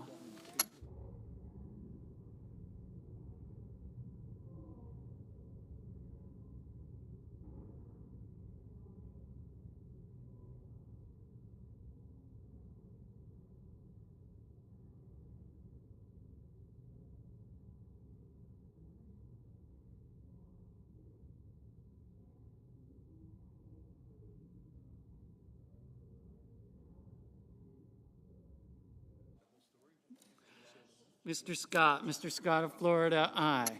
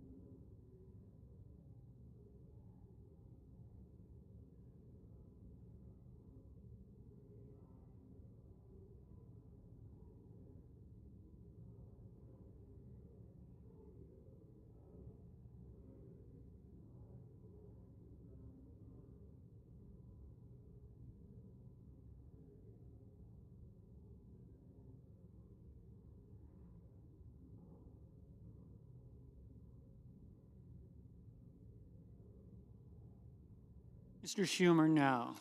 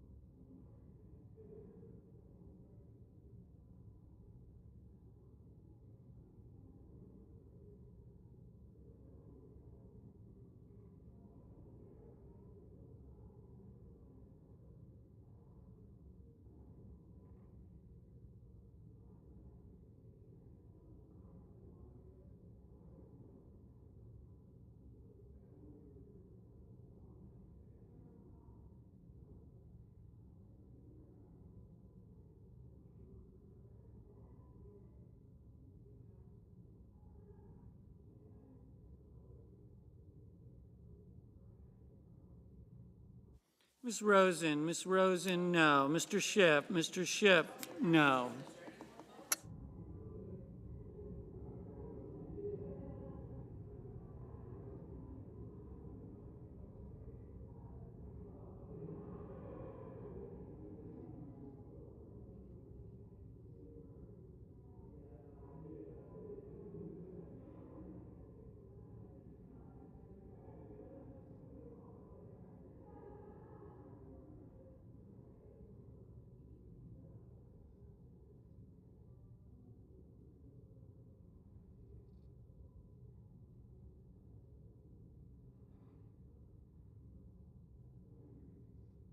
Mr. Ricketts, aye.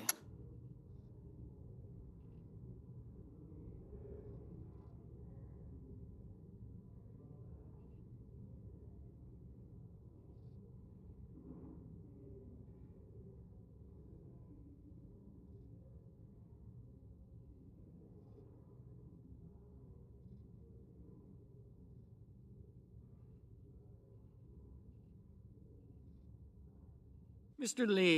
Lee, aye.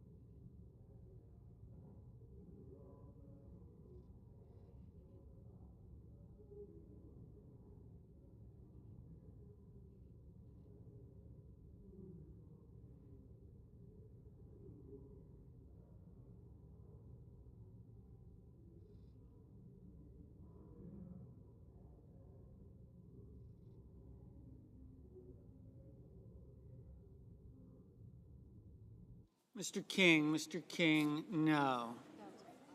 Mr. Wicker, aye.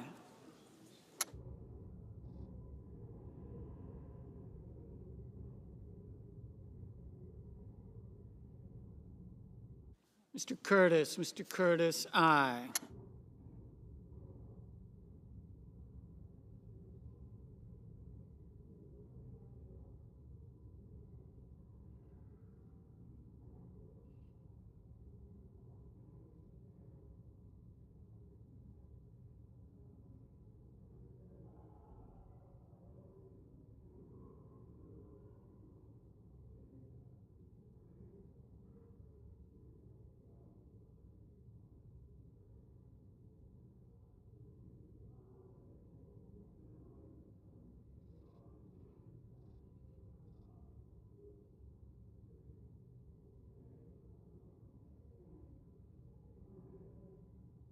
Mr. Whitehouse, no.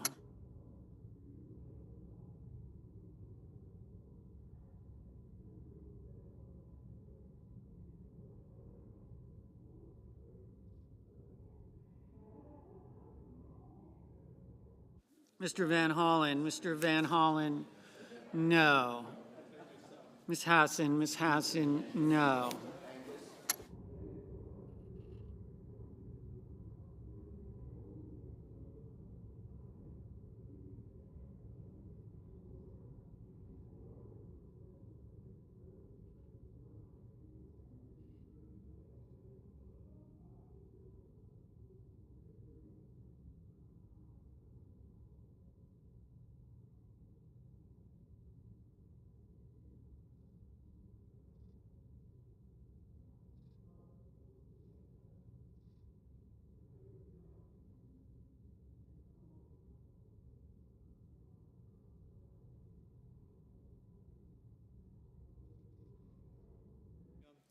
Mr. Moreno, aye.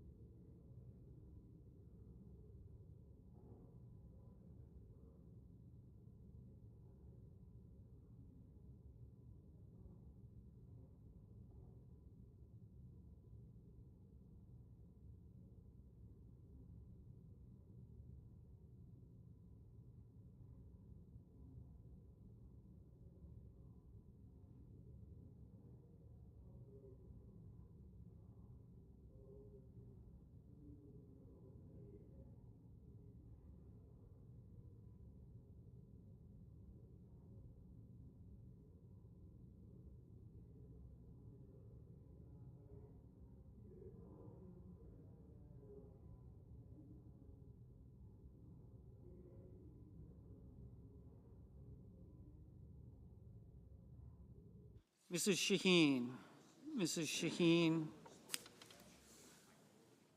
no.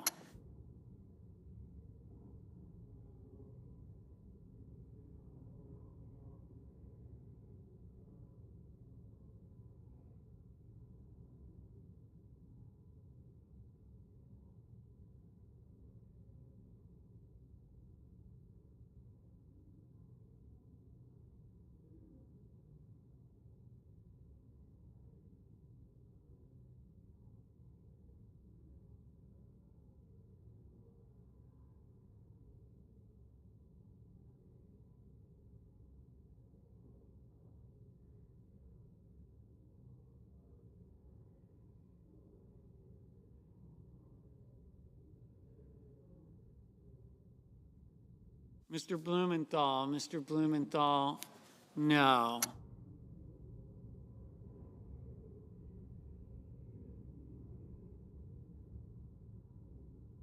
Mr. Tillis, aye.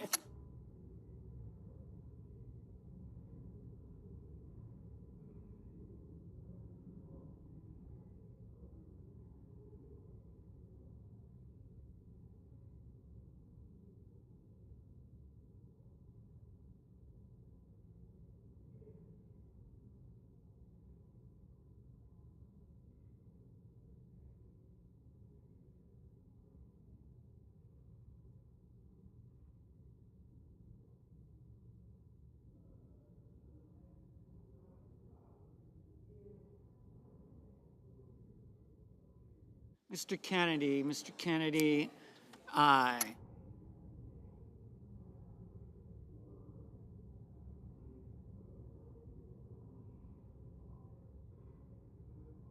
Mr. Merkley, no.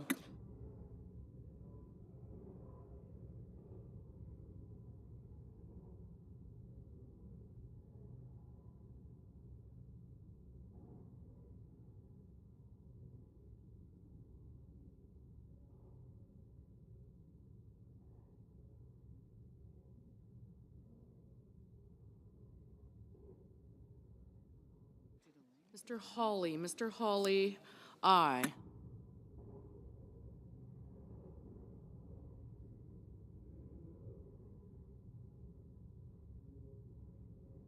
Mr. Padilla, no.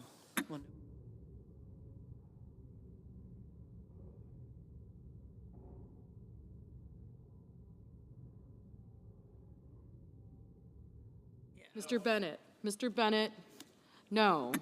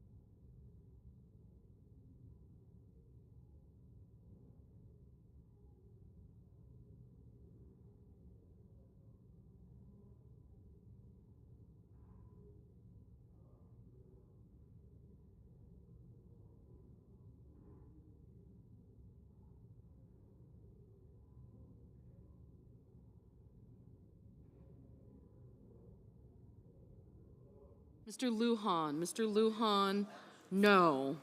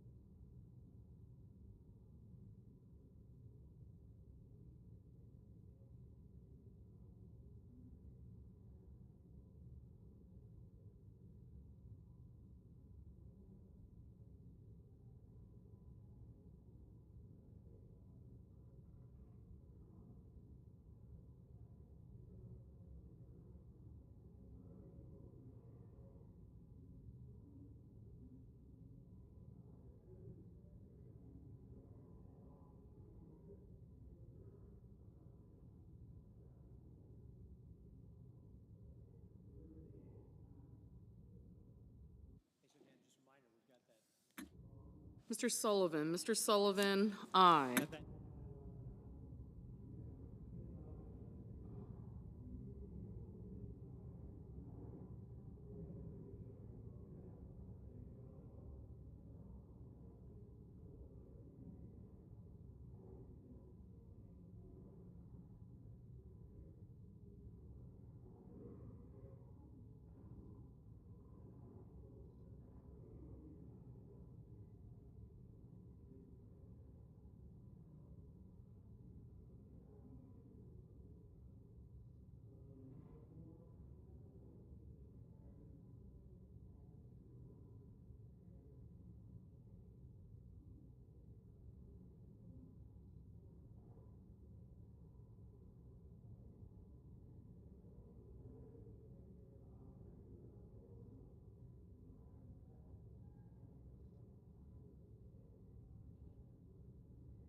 Mr. Booker. Mr. Booker, no.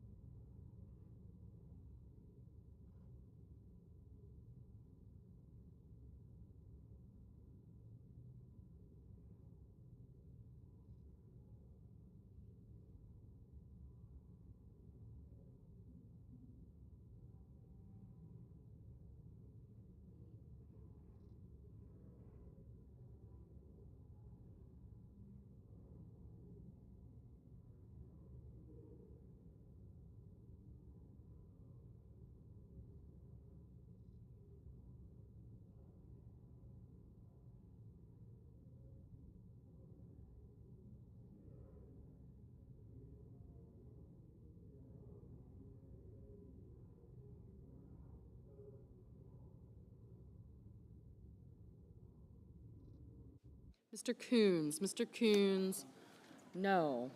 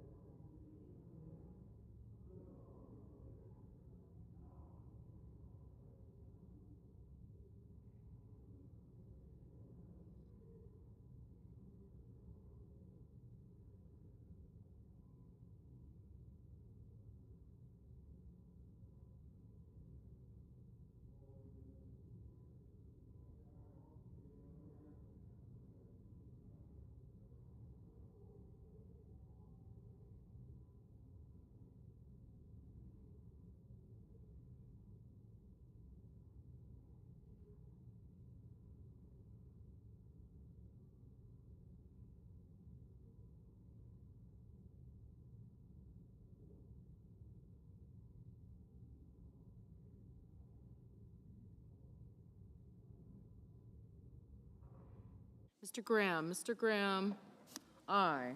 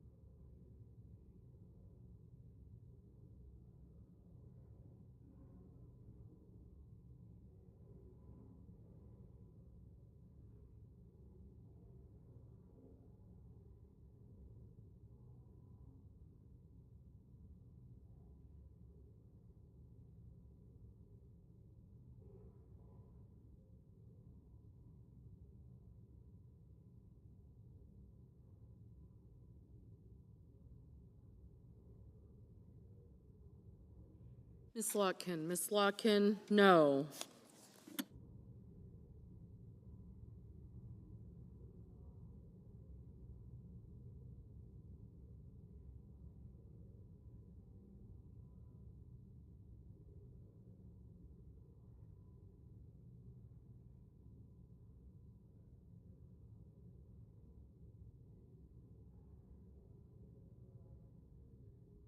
Mr. Warnock. Mr. Warnock, no.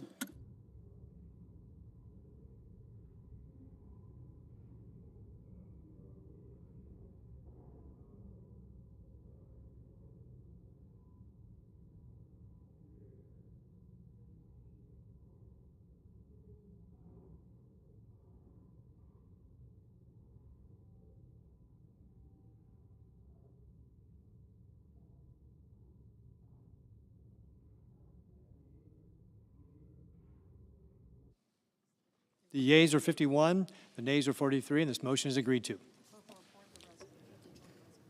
The clerk will appoint the joint resolution. HJ Res 61, providing for congressional disapproval under Chapter 8 of Title 5 United States Code of the rules submitted by the Environmental Protection Agency relating to national emission standards for hazardous air pollutants, rubber tire manufacturing. Under the provisions of 5 U.S.C. 802, there will now be up to 10 hours of debate equally divided. Mr. President. Senator from Massachusetts. Mr. President, I rise today to talk about the Genius Act and the urgent need to strengthen this bill before the Senate votes on it later this week. The Genius Act would create a framework for bringing stable coins deeper into the U.S. financial system. And for those who are unfamiliar with stable coins, they're a type of cryptocurrency whose value is pegged to the value of another asset, like the U.S. dollar. A stable coin is similar to a bank deposit, only without the guarantees of a bank behind it. A stable coin is supposed to maintain a stable value, so a holder can redeem it to get their cash back on demand, and they can make payments with it, at least in theory. Now, Democrats want to work with Republicans to advance a stablecoin bill that will make stablecoins safer to use and curb the worst abuses of the industry. There are 5 areas that need revision. First, a bill must include basic rules so government officials can't use stablecoin ventures to line their own pockets, and so that foreign governments and giant corporations cannot use stablecoins to pay bribes to the President of the United States. Second, the bill must prevent big tech and other commercial firms from issuing stablecoins, thereby preserving America's historical separation between banking and commerce. Third, the bill must include basic consumer protections, the same as for any other financial transaction. Fourth, the bill must safeguard national security, providing the same guardrails as other payment systems to make sure that we are not turbocharging the financing of drug traffickers, terrorists, adversaries like North Korea, and crypto scammers. And fifth, the bill must have sufficient safeguards so that a stablecoin meltdown won't trigger an economy-wide financial meltdown. With adequate changes in those 5 areas, Democrats could support the Genius Act. When the Genius Act was before the Banking Committee in March, Senate Democrats worked hard to improve the bill. Together, Democrats introduced nearly 70 amendments. We called for votes on more than 24 of them. Every single Democrat voted for every single amendment, and every single Republican voted no. When the bill advanced out of the committee, Democrats made clear they needed to see real changes in the bill before they could vote for it down here on the floor of the Senate. The version that will be voted on by the full Senate as early as this Thursday makes only minor changes, leaving fundamental problems with the bill. I know that the Republican majority intends to force this vote with no real changes. That would be a mistake. If the majority wants to establish a durable legal framework for digital assets, rather than just try to score political points, they will take these concerns seriously and agree to improve the bill. Since the committee vote, President Trump's aggressive efforts to profit from stablecoins and the obvious opportunities for bribery and other influence peddling have demonstrated why it is vital that we make meaningful, substantive reforms to the bill. So let's talk for just a minute about how we got here. During his first term, Donald Trump was extremely critical of crypto, describing crypto as, quote, highly volatile and based on thin air, and highlighting that it can, quote, facilitate unlawful behavior, including drug trade and other illegal activity. When he ran for office in 2024, however, the crypto industry poured enormous sums of money into Donald Trump's election, and after he was elected, crypto leaders contributed another $18 million to his inauguration. It was no surprise when Trump reversed his position and began to boost the industry.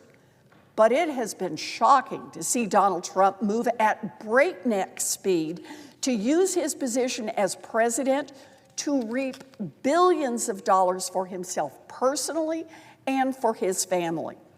The biggest corruption scandal in modern history is unfolding right now, and no one in here is paying attention to it.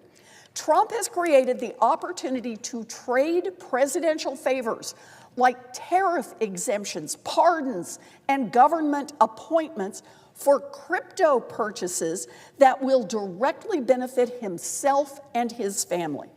And no one needs to speculate on what might happen. All of this is happening in full view of the public. Over his first 100 days, the president has enabled corruption on such an unprecedented scale it would truly make a two-bit dictator blush. Most people are aware that the meme coin Trump launched ahead of his inauguration was sagging in value recently. So, his recent announcement that he would host a dinner for the top 220 investors in the coin and would provide a, quote, exclusive bonus VIP White House tour for the top 25 investors suddenly boosted Trump's crypto venture. Trump has already made more than $300 million from trading fees alone and billions more in unrealized gains since he owns 80% of those coins. And this is not his only crypto grift. 2 weeks after the Banking Committee voted on the Genius Act in March, President Trump's crypto company, World Liberty Financial, launched its own stablecoin called USD1. Don Jr. is promoting it as, quote, just as safe as a bank account, but with all that extra nonsense. USD1 was quietly launched less than a week ago, and its market capitalization now exceeds $2 billion. It is already the 7th largest stablecoin in the entire world. As the New York Times reported last week in a front-page story about Trump's crypto corruption, quote, World Liberty Financial has eviscerated the boundary between private enterprise and government policy in ways without precedent in modern American history.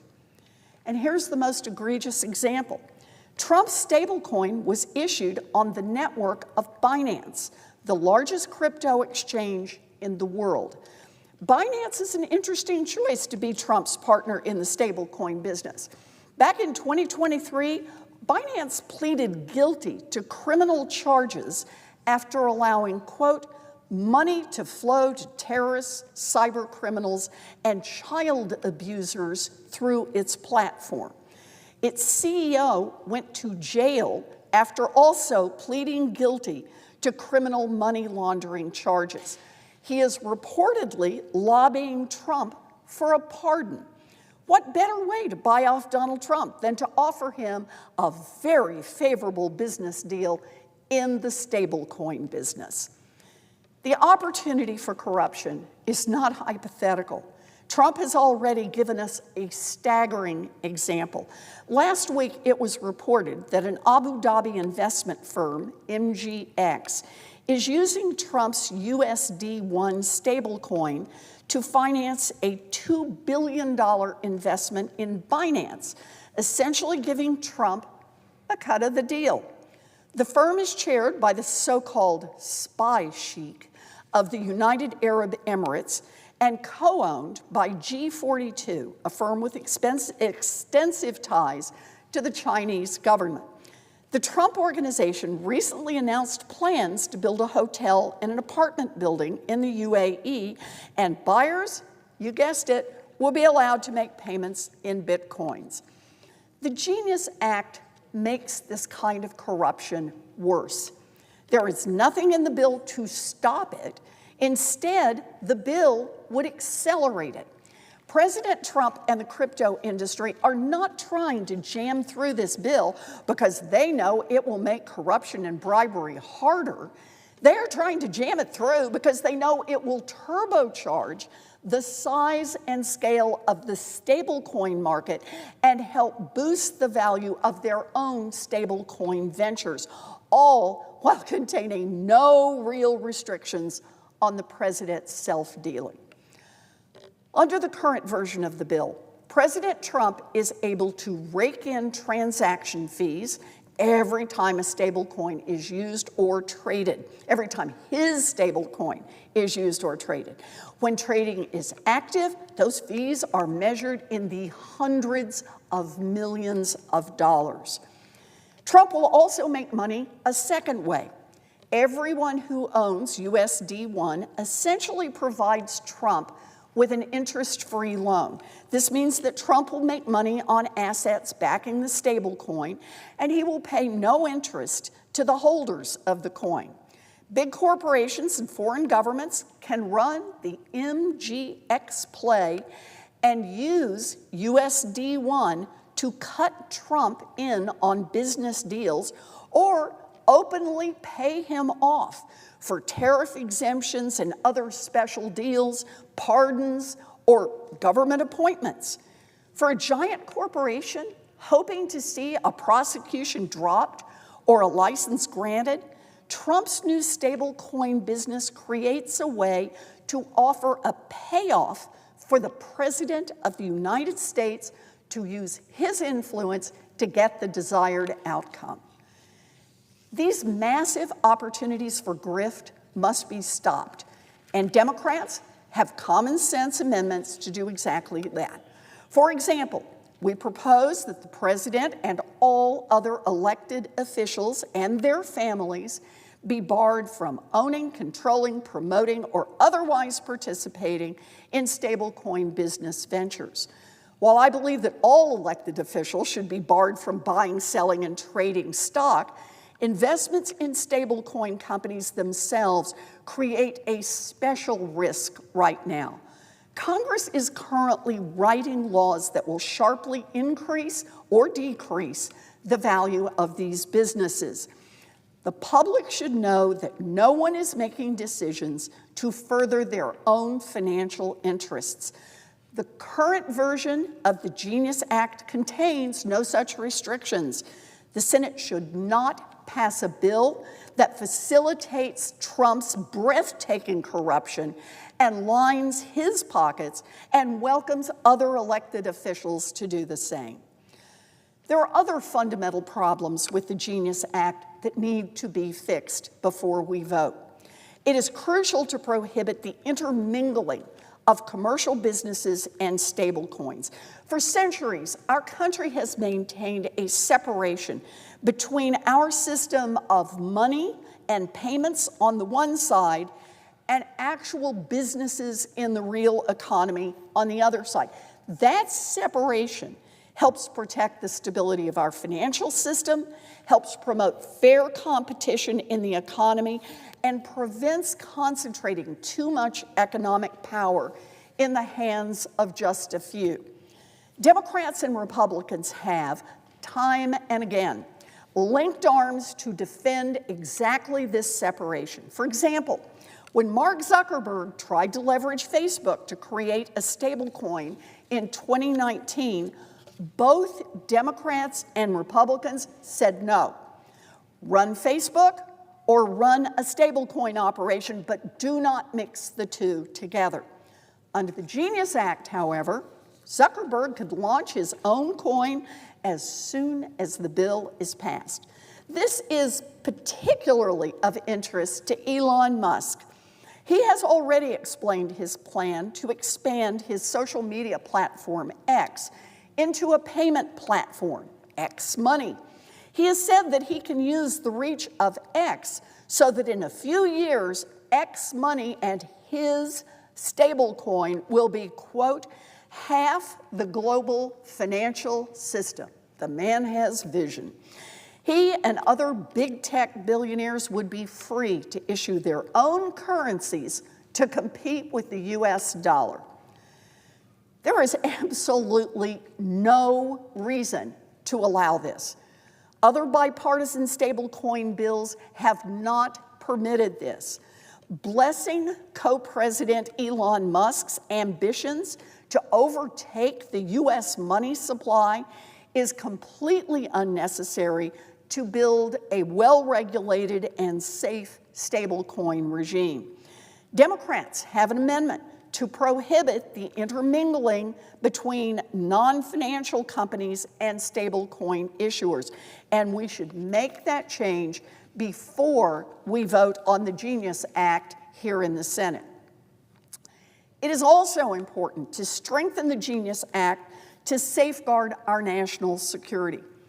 Stablecoins now account for more than 60% of crypto transactions, according to a recent public analysis from the blockchain analytics firm Chainalysis, making them, quote, the new kingpin of illicit crypto activity. The current version of the bill does little to prevent stablecoins from being exploited by terrorists, cartels, and criminals. In fact, compared to the version voted out of the Banking Committee, the current bill creates new loopholes to allow operators of so-called decentralized crypto exchanges and other services to continue circulating for non-compliant stablecoin issuers.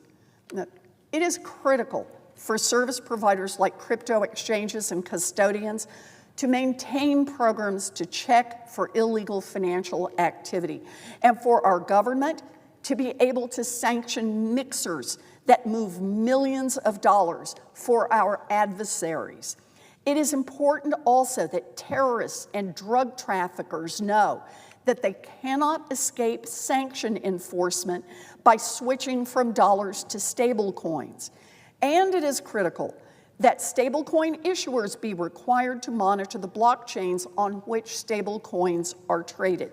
As drafted, the Genius Act does not include those safeguards. Democrats have language to fix that.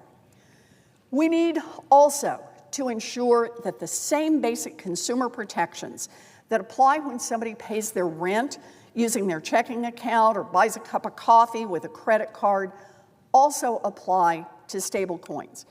For example, at a bare minimum, consumers should have easy access to their money if they want to redeem their stablecoins. However, the Genius Act does not do that, leaving consumers exposed to potential delays, to process hurdles, and to junk fees.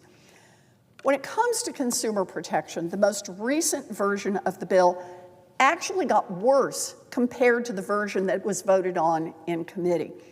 The current Genius Act strips out certain protections, leaving consumers exposed to fly-by-night scammy wallet providers to hold their stable coins. And get this, all but the very largest stablecoin issuers get to evade auditing requirements, leaving consumers vulnerable to the type of financial fraud that is now rampant in the crypto ecosystem. Notably, the Consumer Financial Protection Bureau is not mentioned once in the bill. despite the CFPB being responsible for enforcing our nation's federal consumer financial laws. As Fed Chair Jerome Powell said in a Senate hearing shortly after DOJ attempted to shut down the CFPB, when CFPB is not on the job enforcing consumer protection laws, there is no one in the federal government to pick up the slack. No cop on the beat. And that's exactly what the supporters of the Genius Act are hoping for. No one in the federal government who has the expertise or the budget to be a real cop on the beat. The stablecoin scammers will target every person in America, and under the Genius Act, they will run almost no risk of getting caught. The current version of the Genius Act leaves consumers exposed to scams, fraud, and abuse. We can plug those holes and make sure that consumers are protected when making electronic payments, regardless of the technology that underpins the transaction. And Democrats have amendments for that. Finally, the Genius Act lacks the basic safeguards necessary to ensure that stablecoins don't blow up our entire financial system. This isn't a hypothetical risk. Circle's stablecoin dipped from $1 to 88 cents in March of 2023, 2 years ago, threatening a broader run on the crypto market. But regulators bailed out Circle's and other big corporations' deposits at Silicon Valley Bank in order to prevent a banking crash. Money market funds and the repo market, which pose similar risks as stablecoins, have been bailed out twice in less than 20 years. The threats that stablecoins pose to our economic system are real, and once again, taxpayers will be called on to bail out millionaires and billionaires, only this time it will be the millionaires and billionaires that are fronting for cryptocurrencies. The bill as drafted permits stablecoin issuers to invest in riskier assets, including uninsured U.S. and foreign bank deposits and repo loans and hedge funds, and allows them to engage in risky non-stablecoin activities like private credit or derivatives trading. At the same time, the bill constrains regulators' ability to apply capital and liquidity safeguards to limit the chances of stablecoins' failures. It restricts regulators' ability to enforce the already weak requirements of the bill when a stablecoin issuer violates them, and it stacks the deck against denying stablecoin applications submitted by risky companies. In addition, regulators would have no authority to block worrisome mergers and acquisitions, even if the new stablecoin owners have a history of financial fraud or money laundering. Let's just give an example here. Sam Bankman-Fried decides he wants to buy a stablecoin company while he is still in prison. Genius Act says go right ahead. Democrats have solutions to fix these financial stability weaknesses, and we should include them in the bill now. If the Genius Act goes forward without these changes, Donald Trump will continue to line his pockets with crypto scams, while his policies continue to tank the economy for everyone else. Efforts to personally pay off government officials like the President of the United States will accelerate, and they're going to happen right out in the open. Big tech billionaires will have even greater control over our economy. Terrorism financing and sanctions evasions risks will grow. Consumers will be at greater risk of getting cheated, and another financial crash will be more likely. The problems with this bill are serious, but here's the thing. They can be solved. Democrats have offered solutions throughout this process, and it is not too late. We can find common ground on a reasonable framework to regulate the stablecoin market and to put those changes into the bill now. but we cannot bless Trump's corruption and put consumers, our financial system, and our national security at risk. Mr. President, I yield the floor.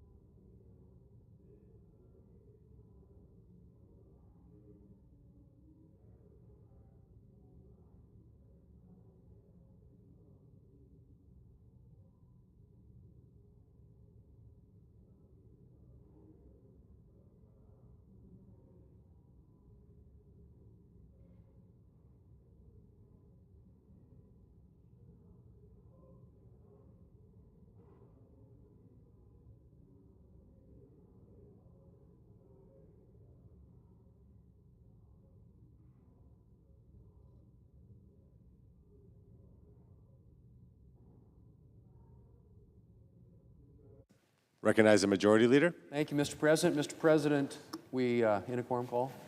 We're not. Mr. President, I ask unanimous consent that all time on H.J. Res. 61 be expired at 11:30 a.m. on Tuesday, May the 6th, and the joint resolution be read a third time. The Senate vote on passage of H.J. Res. 61, and if passed, the motion to reconsider be considered made, laid upon the table.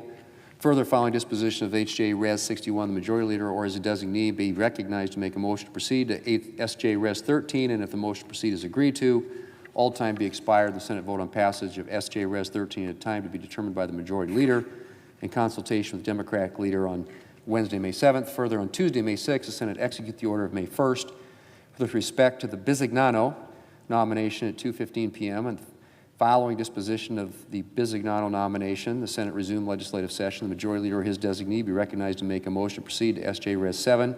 And if the motion to proceed is agreed to, all time be expired. The Senate vote on passage of S.J. Res. 7 at a time to be determined by the Majority Leader in consultation with the Democratic Leader on Thursday, May 8th.